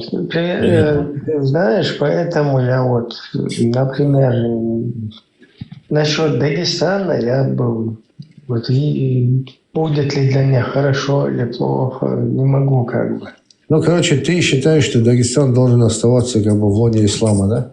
То есть другого для него как бы ты не видишь? Ну, видишь, это полностью в такой все-таки в классической форме это все равно плохо, потому что вами будет управлять, манипулировать. А вы у нас по соседству живете. И получится так, что постоянно... Да, с вами будем контактировать. Да, как на вулкане это будет. Да? Можно слово, брат? И у нас тоже тогда огромный показатель не будет затрагивать. У нас тоже интерес, чтобы у вас тоже порядок был. Порядок в хорошем смысле. Ибрагим, брат. Да, можно скажу? Смотрите, да, я понимаю, там, ну, вы хотите там что-то, как бы повлиять как-то, чтобы Чечня там прекратила к исламу, да, не имела, ну, от этой религии. Но честно, вот, смотри, скажу, почему и Дагестан, и Чечня будет исламскими. И ничего никто не сделает. И если кто-то появится такой, кто хочет изменить что-то в этом, да, просто вот мы, христиане, там, другие народы, ну, как сказать, вот какой-то такой умный, как ты, человек придет, скажет, это неправильно. Даже если ты обоснуешь там еще что-то, что это, ну, религия не нужна вам, вашу историю, там, исторически ваши даты, она против этого, еще что-то. Они просто тебя, вот такие более дикареватые люди такие, да, исламисты, они жестче. Они просто его убьют и еще что-то, и все. Так что, как был ислам, второй раз не допустим, чтобы убивали так. Будем работать на опережение. Будем работать на опережение. Это как Первая война закончилась, нам это Россия вкатила это дело, получается, печатали литературу в Питере, в Москве, в Махачкале, в Татарстане. И завозили грузовиками, завозили эту литературу, пока российские войски. Россия печатала. Я же тебе говорю, Россия печатала. Но она печатала, потому что знает, что вы такие, как бы, мусульманско преданные религии, чтобы под Россию напечатать удобный ислам, более для них удобный. Поэтому нет, там неудобный. Фактически настоящий ислам, его пиндюрили, получается, молодежь развели как лохов. Мы никакие не ислам, не на этой теме тогда, да, пока нам не начали, наоборот, ее втюхивать. Брат, 300 лет вы от турков переняли ислам. От турков. Да мы вообще ничего не принесли, сказали, у вас все подходит, получается, у вас все подходит, ваши адаты, ваши законы подходят под ислам, ничего менять не надо, вот так завозили его. Завезли. Да, но до прихода русских вы уже были мусульмане. Мы не были мусульманами. Были, Шамиль, брат. когда Шамиль был, еще не были мусульманами. Часть была не мусульман. Придуманный ислам был такой, блядь. А шейх Мансур что, не был мусульман? Да, если пришел... Шамиль пришел от царской России, он своего сына сдал старшего. До Шамиля шейх Мансур был шейх Мансур. Подожди, не шейха, мы никогда не было этого шейх Мансур. Не рассказывайте сказки, блядь. Шейх Мансур это не был. Что ты мне рассказываешь? И еще скажи, этого не было, Биноевского. Ну не было шейха Мансура. Это пастуха поймали, увезли царские генералы, чтобы оправдаться. Вот тут мешал, вот он мешал. Шейх Мансур. Какой шейх в Чечне? Бисангур Биновский. Байсангур был. Ему не важно было, где воевать, либо воевать.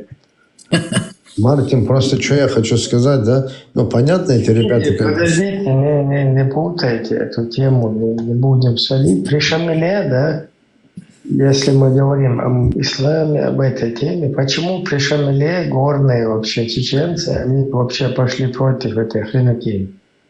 Но это там часть была язычников, христиан и часть мусульман чеченцев. Не, это ламра, которая... Мусульманства как такового не было там. Это рассказки рассказывали. Не противоречьте себе.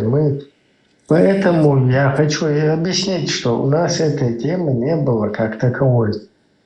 Чтобы даже армянин, брат.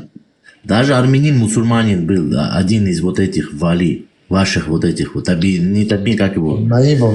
Наиб, да. Был этот, знаешь кто? Это Мухаммад. Да, Ахбердин Мухаммад, знаешь, да? Не Наиб был. Да, один из них, прикинь, армянин даже был, блядь. Ну я же говорю, Наиб был.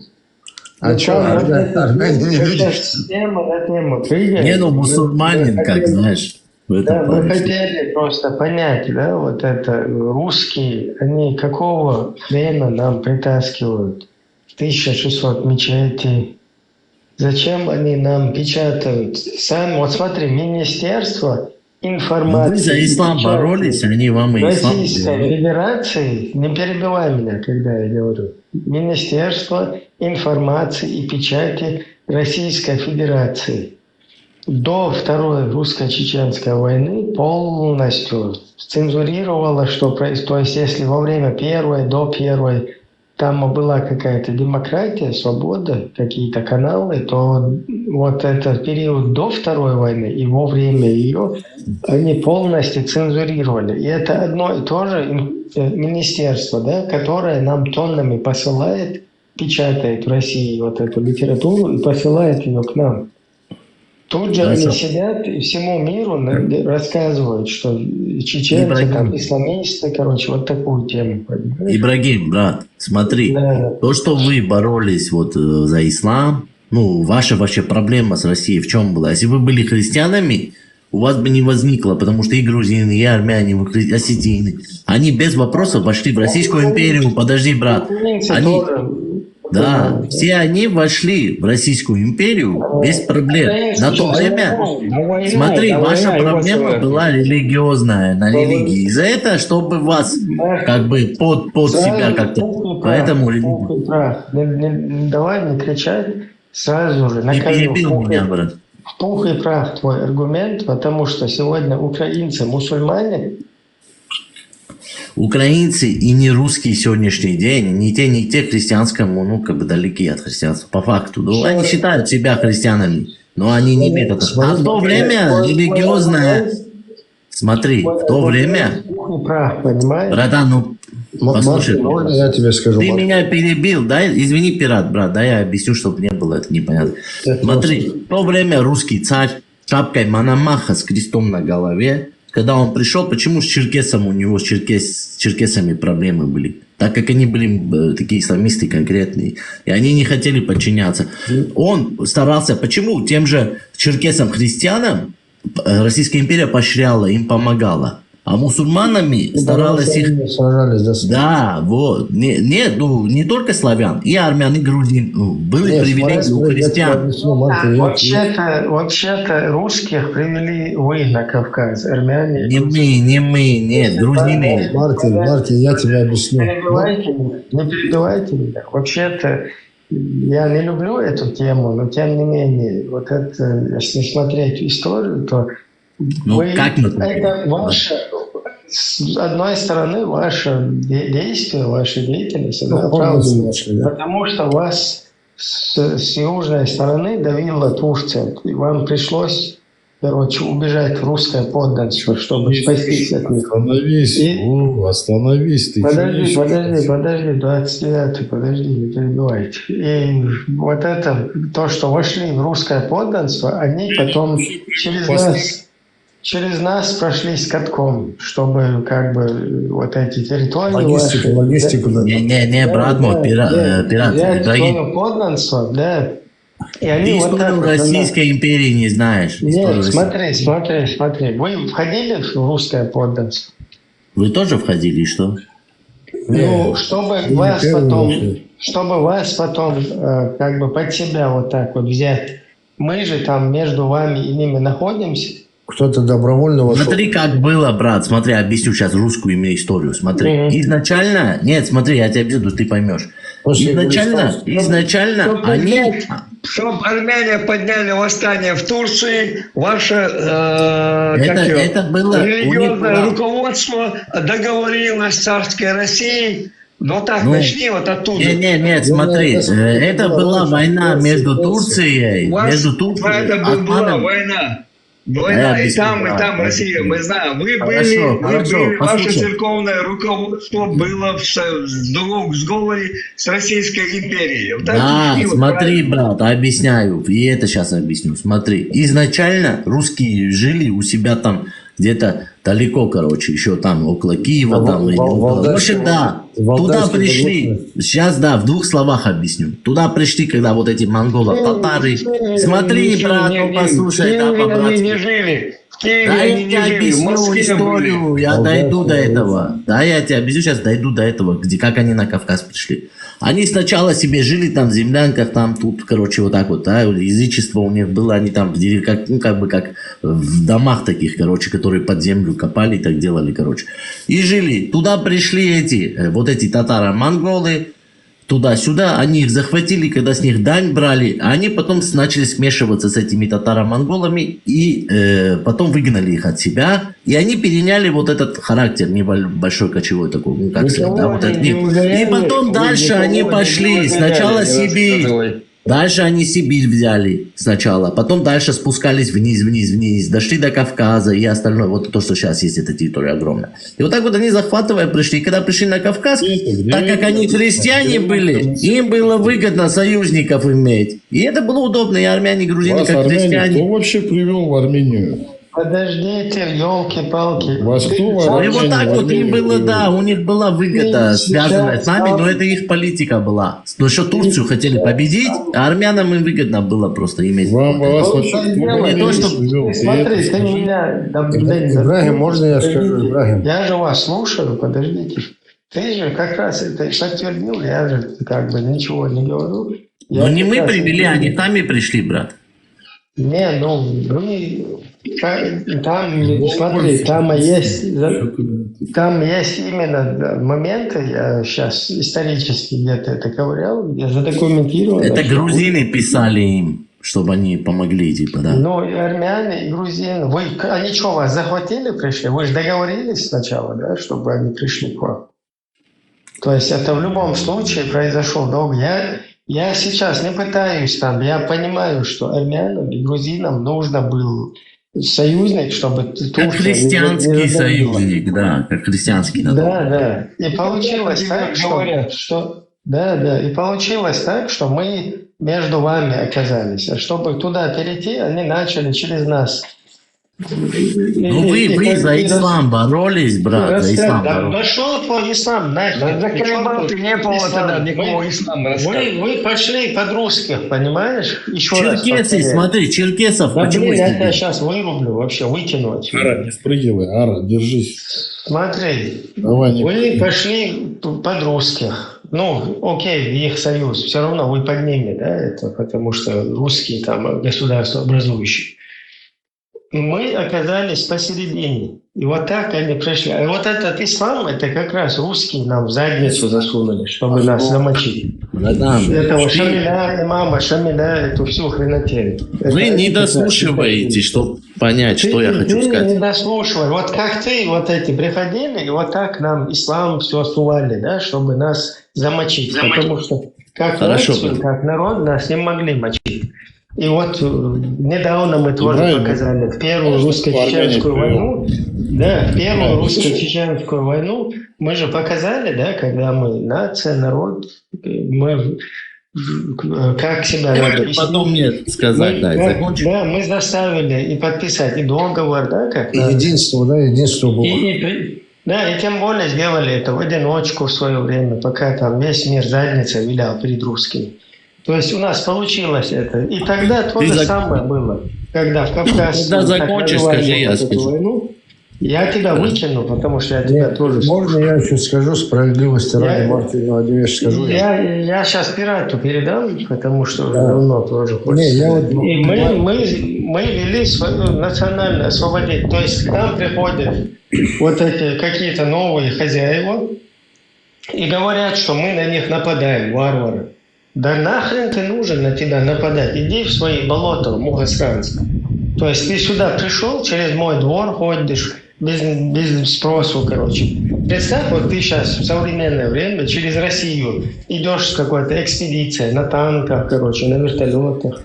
Это что, нормально? И потом, если тебя замочат в задницу, ты будешь говорить, там какие-то варвары, они нападают. Ибрагим, хорошо, вот закончит, дай мне сказать. То есть мы вели свое национально-освободительное движение, да, просто. Даже если вы там воссоединились как-то, вы должны были с нами, русские, не вы, а русские должны были с нами договориться. Если они хотят какую-то дорогу, какой-то, я не знаю... Там налог платили, проходили. Да, налог или что-то, или просто договоренность какая-то, экономическая, взаимоотношения, это без проблем. То есть, чтобы ты мог как-то иметь какую-то или территорию, или дорогу, но он там нам кусок отдаст, конечно, можно здесь пройти к вам. То есть это надо... А тут у тебя ничего не спрашивают, просто там варвары какие-то, блин, они нападают, что-то воруют. Это империя, да, империя. Да, давайте-ка их, короче, в иман приведем. Когда не получилось, тогда и притащили религию к нам, да, вот эти всякую хренотень, чтобы междоусобицу создать. Вот то, что сейчас было, это точно так же они просто повторили. А мы, как дебилы, этого не поняли и сейчас не хотим понимать. Мартин, я лишь хотел тебе сказать, Мартин, скажу я тебе кое-что, и потом я молчать буду. Хорошо, извини, скажи. Не, вот касаемо, вот ты говоришь, там исламисты были на Кавказе, там воевали, да? Понятно, что там были мусульмане, да. Но русские, когда приходили, они не хотели навязать на Кавказу свою религию, да? То есть они не пришли там всех там мусульман крестить и так далее, да? Они просто хотели под свое крыло взять, да? Вот как сейчас, допустим, Дагестан, Чечня, они же под Россией находятся, но они молятся, там, мусульмане, им до этого дела нету. Им главное свой флаг поставить, свой закон. Да. А почему мусульмане не давали? По исламу нельзя флаг давать поставить другой религии людям. За это мы боролись. Создать социальную подушку между христианским и мусульманским государством. Вот вы, армяне, как размета монета. Да. Бесполезные. Брат, сам ты бесполезный, не оскорбляй народ. Слушай, почему мусульмане сопротивлялись, это уже другой вопрос, да? Но имеется в виду, русские, когда приходили, там были, допустим, аварские вот эти ханства были, да? Аварские ханства, они воевали против Шамиля. Это были дагестанская конная милиция и так далее. Они тоже... Жили, да, и такие были, смотри, да. Они и намаз читали, и Коран читали, понимаешь? Им вообще без разницы было. Русские им ничего не говорили. Это те же самые, вот как сейчас есть дикие дивизии, там кадыровцы, да, все и намаз читают, и все, им разницы нет. Главное, чтобы ты кричал там «Россия может», туда-сюда, понял, вот как бы русский флаг поднимал, и все. Можно я скажу, Нака? Я тебя понял, брат. Можно я скажу? Просто меня перебивал Ибрагим, я не мог всю мысль до конца сказать, чтобы вы поняли, что я хочу до конца сказать. Смотри, брат, он говорит, что русские нам ислам как бы навязали. Русским вообще не было дела вообще до ислама. И они все боролись еще, Российская империя. Она конкретно боролась с исламом. Это первое. Первую мечеть кто Смотри, построил? дальше, послушай, я объясню. Я объясню, брат. Послушай. Послушай, смотри, можно я договорю? Я же послушал вас. Да, Меня спустили. Ну, использовать в своих интересах что-то. А так... Да, это понятно. Смотри, когда у них была стычка с кавказцами, да, и когда она увидела, что ислам для кавказцев имеет вес, конечно, они уже прибегают к более хитрым методам. Пытаться свой ислам, какой им выгоден ислам, такой ислам преподносить вам, чтобы, типа, вот вам ислам, пожалуйста, верьте, только так, как нам нужно. Вот такому исламу верьте. Да, но это не значит, что ислам дали вам русские. То, что он говорит, что ислам русские принесли. Смотри. Когда в Дагестане там лесных брали, там амиров всех там в плен, да, которые там была компания там амнистия, да, вот амнистировали там в Дагестане, в горах всех там, кто амнистировался, их возили по всему Дагестану, да, вот эти ФСБшники. И говорили ему: смотрите, вот мечети строятся, вот люди все намаз читают, вот никаких проблем нету с исламом, хотите бороды оставляйте, что хотите делать. Да, брат, да. Только будьте с нами. Да, лишь бы в лес не уходите, не сражайтесь, не убивайте. Да, вот, да. Вот, такой свой ислам, немножко более такой. Вы хотели типа шариат, вот вам шариат. Вот, да, зачем они вам ислам-то давали? Потому что видели, что для кавказцев он имеет вес, значение имеет. Вот и все. Опять вы там сравниваете Дагестан, где ислам пришел на 1100 лет назад пришел. У них первая мечеть, 800 лет мечеть у них первая там в Дагестане. В Чечне этого не было. Первая мечеть построил Ермолов, Ермолов в Грозном построил мечеть. Не надо сравнивать, не надо. Чеченцев? Не надо рассказывать. Чечня не была там мусульманская. Не говорите мне сказки, не рассказывайте. Брат, чеченцы были не только на Северном Кавказе. Ты посмотри историю на Южном Кавказе и Южно-Кавказе. У вас даже до сих пор есть такие тейпы, которые были южно-кавказские. В Армении, я тебе должен сказать, Ереван как называется? Элибун. Вот там чеченцы были. Элибуни, да. Мы и есть чеченцы. У нас есть. Со всей Турции собрали и сделали вам государство. Нет, те чеченцы. Смотри, те чеченцы. Вы завезенные из Турции. Да, послушай, те чеченцы, которые жили там, в будущем потом их просто начали армянами называть. Это племена. В то время чеченцев не было, как нации, и армян не было. Позже, когда формироваться начали нации, племена вот эти, там были разные. С Турции собранные, оттуда привезенные. Так, Османской оттуда. империи. С Османской империи собранные, завезенные, сделано вам государство. Нет, от Османской империи до нынешней Армении, вот эта территория Армении была большая. И вы жили там, и мы. Но раньше не было ни чеченцев, ни армян. Армения сегодня государство, Армяне сегодня народ. Давайте туда, да куда-то уходить, буксовать не будем, да? Грузины государство, грузины народ, завезли, привезли, да? Эти какие-то моменты были, там что-то завезли. Никого не завозили, это их увезли, а потом они обратно обратно вернулись, да, правильно. Поэтому по ДНК, если там наблюдать, да, по... Как и евреев тоже увезли потом. У нас общие с чеченцами ДНК тоже там, есть. Да, тоже много есть. Так я и говорю, вы жили там, которые жили с нами, они стали армянами называться потом, позже. Поэтому, ну да, есть какие-то эти это группы, факт. Они сформировали. Племена, да. И это вошли в нацию нашу, и сейчас они себя... Да там не только чеченцы, еще были грузинские, еврейские племена там были у нас. Это понятно. Просто мы сейчас как бы с темы на темы начинаем прыгать и уходим в какие-то межэтнические разборки. У нас тема чуть-чуть другая, да, как вот эта исламская тема, да, там вот, в частности, Мартин, ты утверждаешь, что мы без ислама, как бы, что это наша собственная инициатива. Нет, брат, я говорю, до того, как русские пришли, вы уже за ислам боролись, и как бы вот этот момент... Не боролись никогда за ислам, не рассказывай за ислам. Сказки не, ну они... Ну, может быть, вы в этом... Ну, я знаю, что вы где-то позже, гораздо позже, там, в 17 веке, или... Говорят, кто-то говорит, с 15 до 17. Первую мечеть построил Ермолов, ты понимаешь это?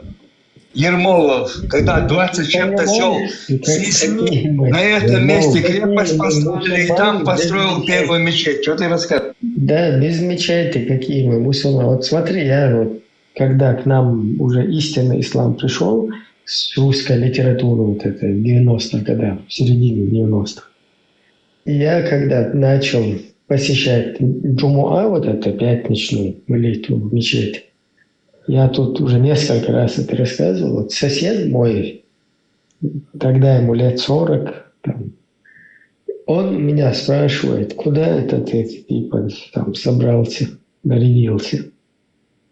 И я ему объясняю, там, в мечеть надо, короче, вот так ходить. И он, кто это сказал, говорит, короче. Я ему только начал объяснять, и он, короче, конкретно там, матом, да, кто это сказал. Типа, извиняюсь, один момент. Типа кто это самое, это сказал и, короче, его материл. То есть Сунну там это предписал. Вот такое вот отношение у чеченцев, понимаешь? То есть люди вообще не знают, что нужно ходить в пятницу куда-то в мечеть какую-то.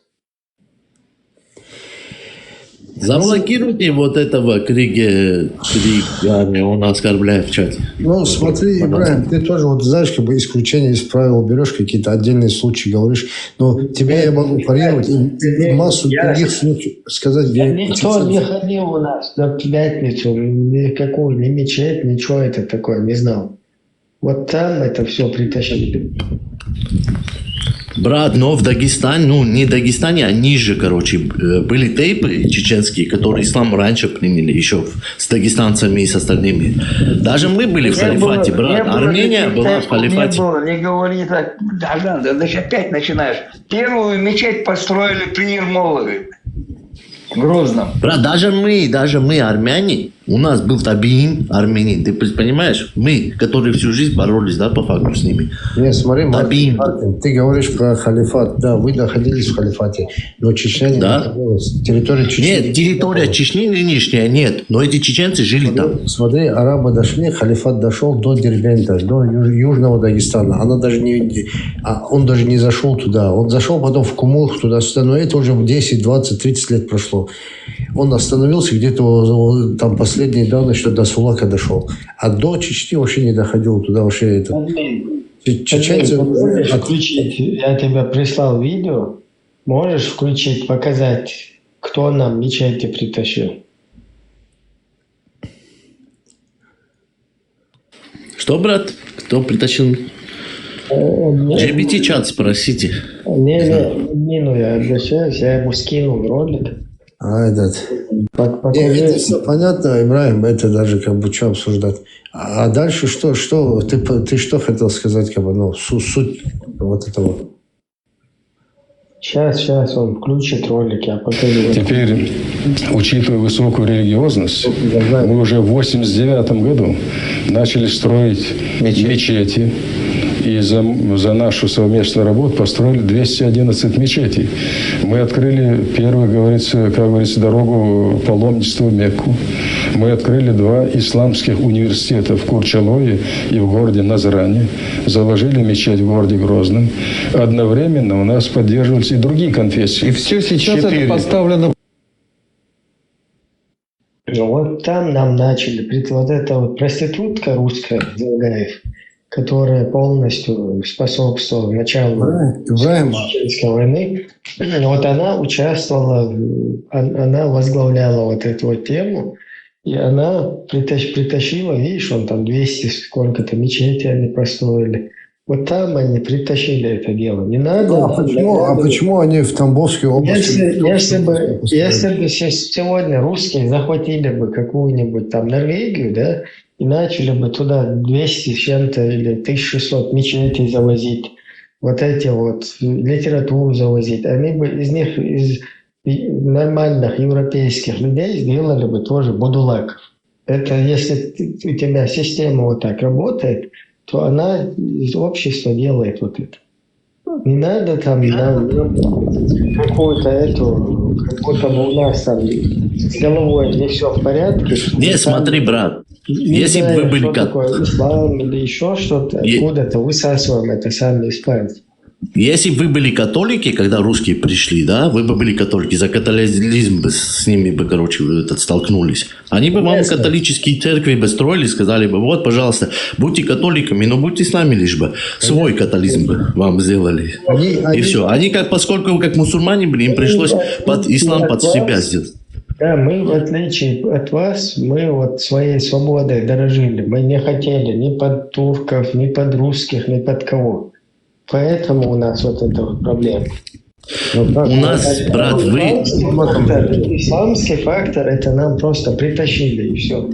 Ты понимаешь, мы состоим, брат, мы состоим из разных племен, 15 где-то племен, даже больше. Потом просто их начали армянами называть. А вы состоите из нескольких племен, из 2 где-то. И вас меньше численно. Нас до 20 миллионов. Как бы это разные совсем истории. Смотри, когда на начало вот этих вот войн, да, кавказских, нас по переписи мы состоим в количестве как чехи. Вот чехи есть чехи? До сих пор чехами называют. Да, вот такое количество нас на старте этой войны, понимаешь? А чехов сегодня 10 миллионов. И вот эта вот война с учетом наших вот этих традиционных культурных ценностей нас еще больше должно быть, понимаешь? Потому что у нас семейные ценности это не там муж, жена и собака, а там муж, жена и там 4-5 детей в среднем, да? То есть нас загасили конкретно. У нас вот такая... Ну вы если не будете... Я сейчас не об этом. Я имею в виду, что вот это вот свободой мы дорожили. Если ты хочешь поставить туда какой-то религиозный фактор, я тебе сегодня сразу привожу Украину, на которую русские напали. Не просто они одной религии, а еще мы братья славяне, там вот на такой теме. Это что такое? Ну, посмотри, напали сегодня и пытаются там... по гражданским, вообще пофиг. Это политика, брат, политика, это территориальная... Религия да. просто инструмент. Но в то время политика с религией имела больше отношений, в то время именно религиозные объединения, да, скажем. Раньше национализм появилось 200 лет, как национальные вот эти моменты, да. 200 лет назад на религиях строили. Любой человек, как бы, говорит, ты христианин, мусульманин, все, даже не углублялись, кто какой нации. Мы с монголами воевали.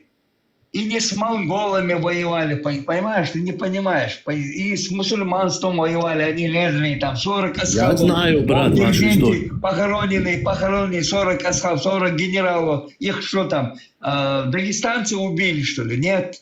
Это чеченцы, они лезли к нам, мы их 150 лет держали. Ты говоришь, религиозное. У нас не было религиозное. Национально-освободительное было всегда. Все войны. И с монголами было, и с арабами было, и с персами было. Ты смотри, брат, если бы, смотри, вот пример, грузины, да, часть хивсуры, там остальные, они близки к вам по менталитету, ну, примерно, да, у грузинов поближе к вам. Но они мы тоже... не отрицаем, они, да, это да. Вот. От них дошли, дальше они не приходили. Вот Дербент, раньше здесь с этой стороны Дербент, с этой стороны Торьяльское ущелье. Вот почему с ними не воевали? Российская почему империя. С кем не воевали? С грузинами Российская империя. Да, они в то время уже христиане полностью. Вот, у нас я же это и говорю. Часть горных было христиане. Они пригласили, их на Кавказ пригласили они. Так вот, если бы вы были христиане, например, у вас бы тоже не было бы стычек. У вас Часть религиозно... христиан у нас было, опять же тебе говорю, у нас была свобода там. Ты хочешь будь христианин, ты хоть такой религии, никак язычник ты будь, никого там, кого. Мы же принимали всех, получается, кто убежал. Русские на финнов тоже напали, потому что финны мусульмане. Брат, ну ты опять же берешь советский, атеистический, советский. Я про российскую. У вас война была с Российской империей, не Советским Союзом. Вот царская империя, они в Финляндию включили, царская империя включила. Они, царская империя воевала с этими, с финнами? Воевала, да, захватила их. Они были это в советское время, брат, нет, советское время. Нет, ты путаешь, дорогой. Финны были в составе России, потом, когда распалась Россия, они освободились и ушли. Ленин им дал добро. А потом, я же живу в этих краях. С Польшей и там, с Литвой, со всеми, короче, носились. Еще больше в разы. Так, а так, если, ладно, если... Это не религиозное. Не, ну, если это не религиозно, из-за религии война была. Ну, а тогда при чем тут ислам? Вы говорите, что они вам его навязывают, чтобы вы... Они всегда навязывают этот нам ислам. Мы не были никогда мусульманами. Воевали, я тебе говорю, 150 лет арабов не пропускали. Мартин, ну, как бы там не было, генералов там. И навязали, не навязали, это добровольное изъявление народа. Да, народ сам любого чеченца спроси, он говорит, я мусульманин. Вот кроме вас. Он говорит, когда тебя уже пиндюривают, сидят, мол, там, завезенные как ее, от аварцев прислали мулов, от кумыков прислали мулов, которые давно уже мусульмане, присылали их, засылали. Шамиль тоже засланный был, никогда он нам не пришел, ничего не приносил. Он своего старшего сына сдал аманатство царской России. Аманатство знаешь, что такое? Да. Под залог отдал царской России, и он был присланный с 20 человеками вместе с ним, которые типа в кавычках сбежали. Он не сбежал, он засланный был. Потом отработал, ушел. Царская Россия, Калуге жил там, получается.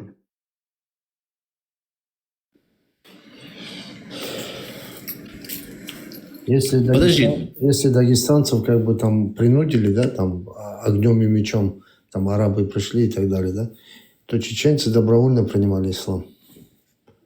И сегодня подавляющее большинство... Я же тебе рассказываю, засылали кумыков, мул засылали,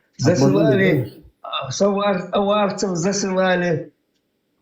Не, ну тогда и по твоим словам получается... засылали, да, так засылали, потихоньку это вносилось, потихоньку. Я понял. Приходили и рассказывали, у вас все нормально, у вас все тут подходит под мусульман, вам ничего делать не надо, вам просто нужно шагаду произнести, вы уже готовые мусульмане, ваши законы, это мусульманские законы, вот так вот заносилось.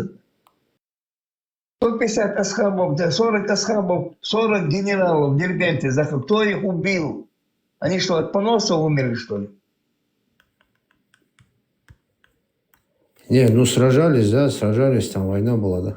Но сражались 40 асхабов, 40 генералов в Дербенте захоронено. Кто их убил? Не один же, я говорю тебе, 40 генералов. Это в те времена. Ну, скорее всего, вот албанцы убили.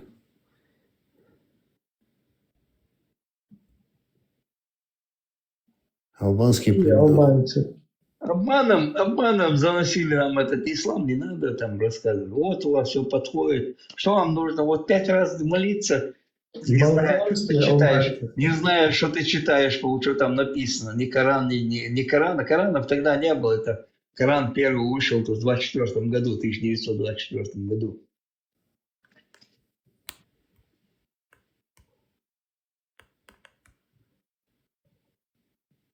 Ты знаешь, что русские изначально, вот везде, куда они пришли, они даже возьми вот карачаевцев, там этих черкесов, они там, где были христиане, черкесы, абхазы эти, они их поддерживали.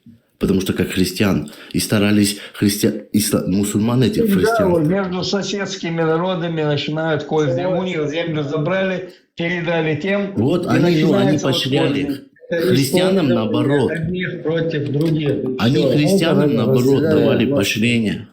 Поощрение давали христианам.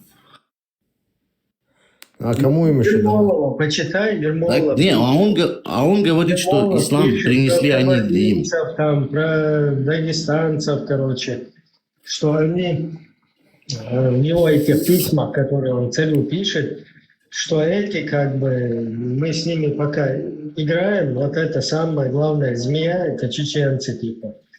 Пока мы с этим их, типа, привилегируем, чтобы они к ним не подключались, чтобы им не помогали, короче.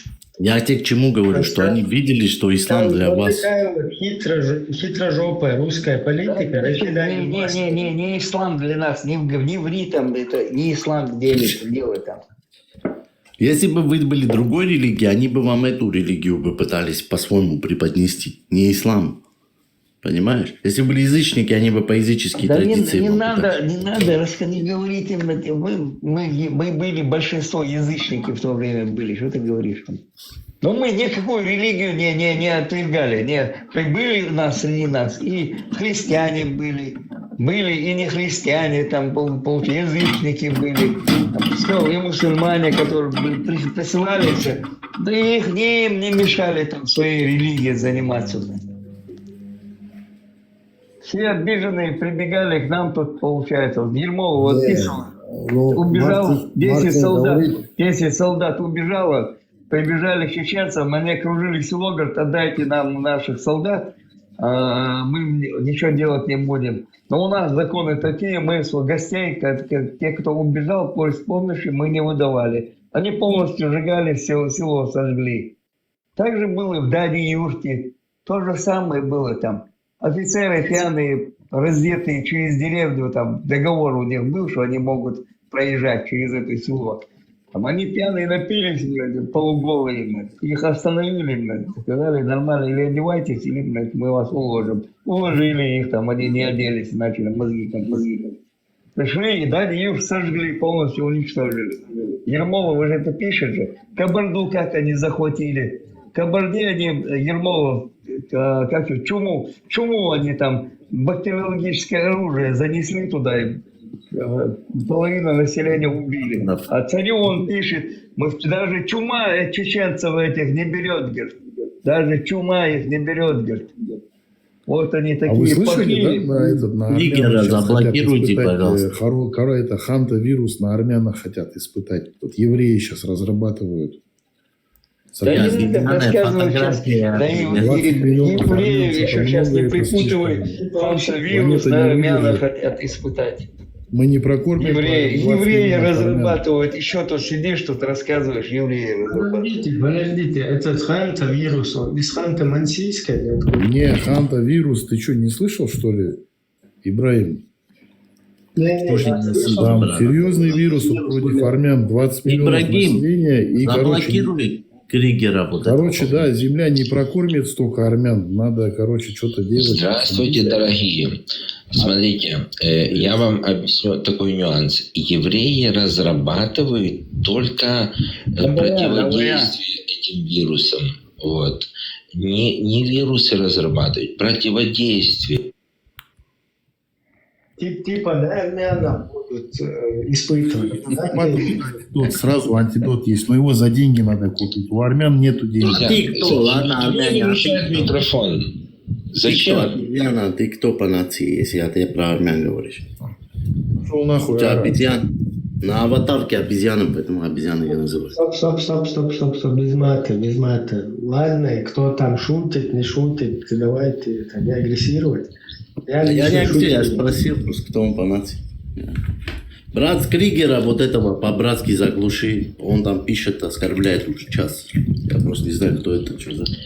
Друзья, смотрите, относительно евреев. Евреи, они разрабатывают всегда вакцины, противодействие этому всему. Понимаете?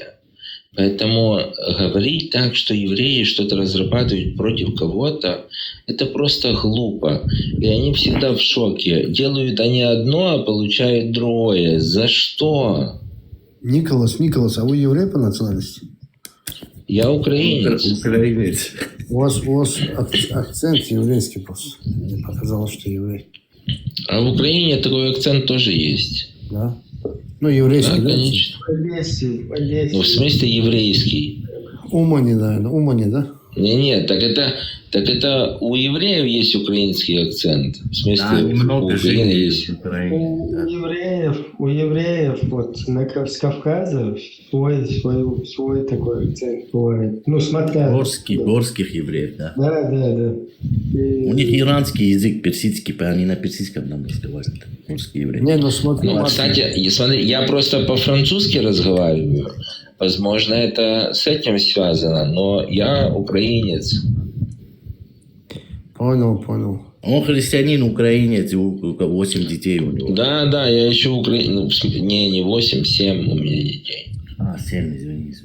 Хотелось бы еще 8-го, почему нет? Возможно, твои слова пророческие. Коля, давай. Да, 8-го назови Мартином. Не мучай жену. Не мучай жену. Не, Коля, не уставай, давай, Коля, давай. Я не мучаю, так это она хочет больше, чем я. Ну, я как? Я также хочу, в принципе. Ты убегаешь, она догоняет, да, Коля? Я просто об этом не так сильно задумываюсь, как она. Хотя я тоже думаю, и так прекрасно было бы, если было бы бы Господь... неплохо, да. Но опять же, это от Господа решение. Нам Не сваливай на кого-то, постоянно пытается потом на кого-то свалить это. Нам здесь нужен человек, который может исповедовать, отпустить грехи.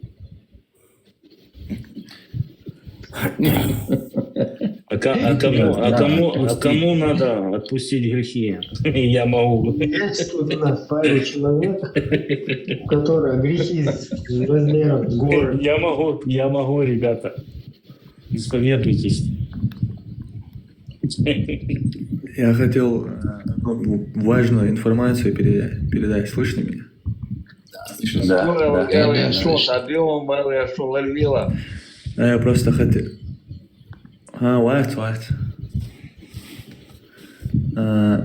Просто хотел напомнить, что день Арафа Таухид.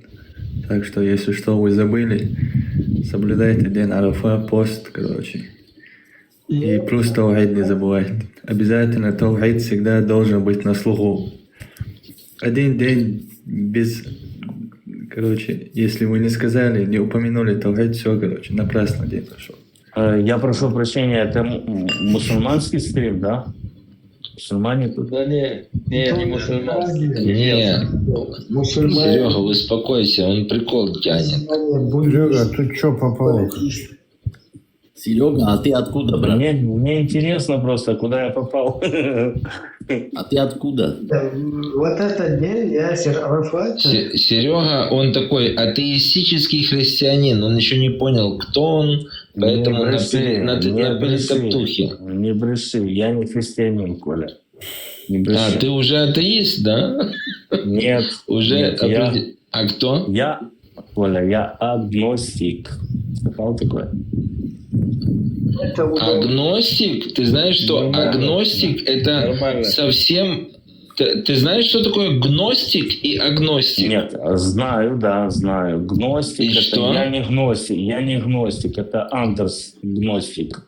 А я агностик. Агностик, определение агностик это когда человек, вернее, когда люди не могут не предъявить доказательства Бога, не, скажем так, опровергнуть. Да. Я агностик. Да. Ну, я, в принципе, скажем так, я больше склоняюсь к тому, что все-таки что-то, кто-то как-то есть. Вот.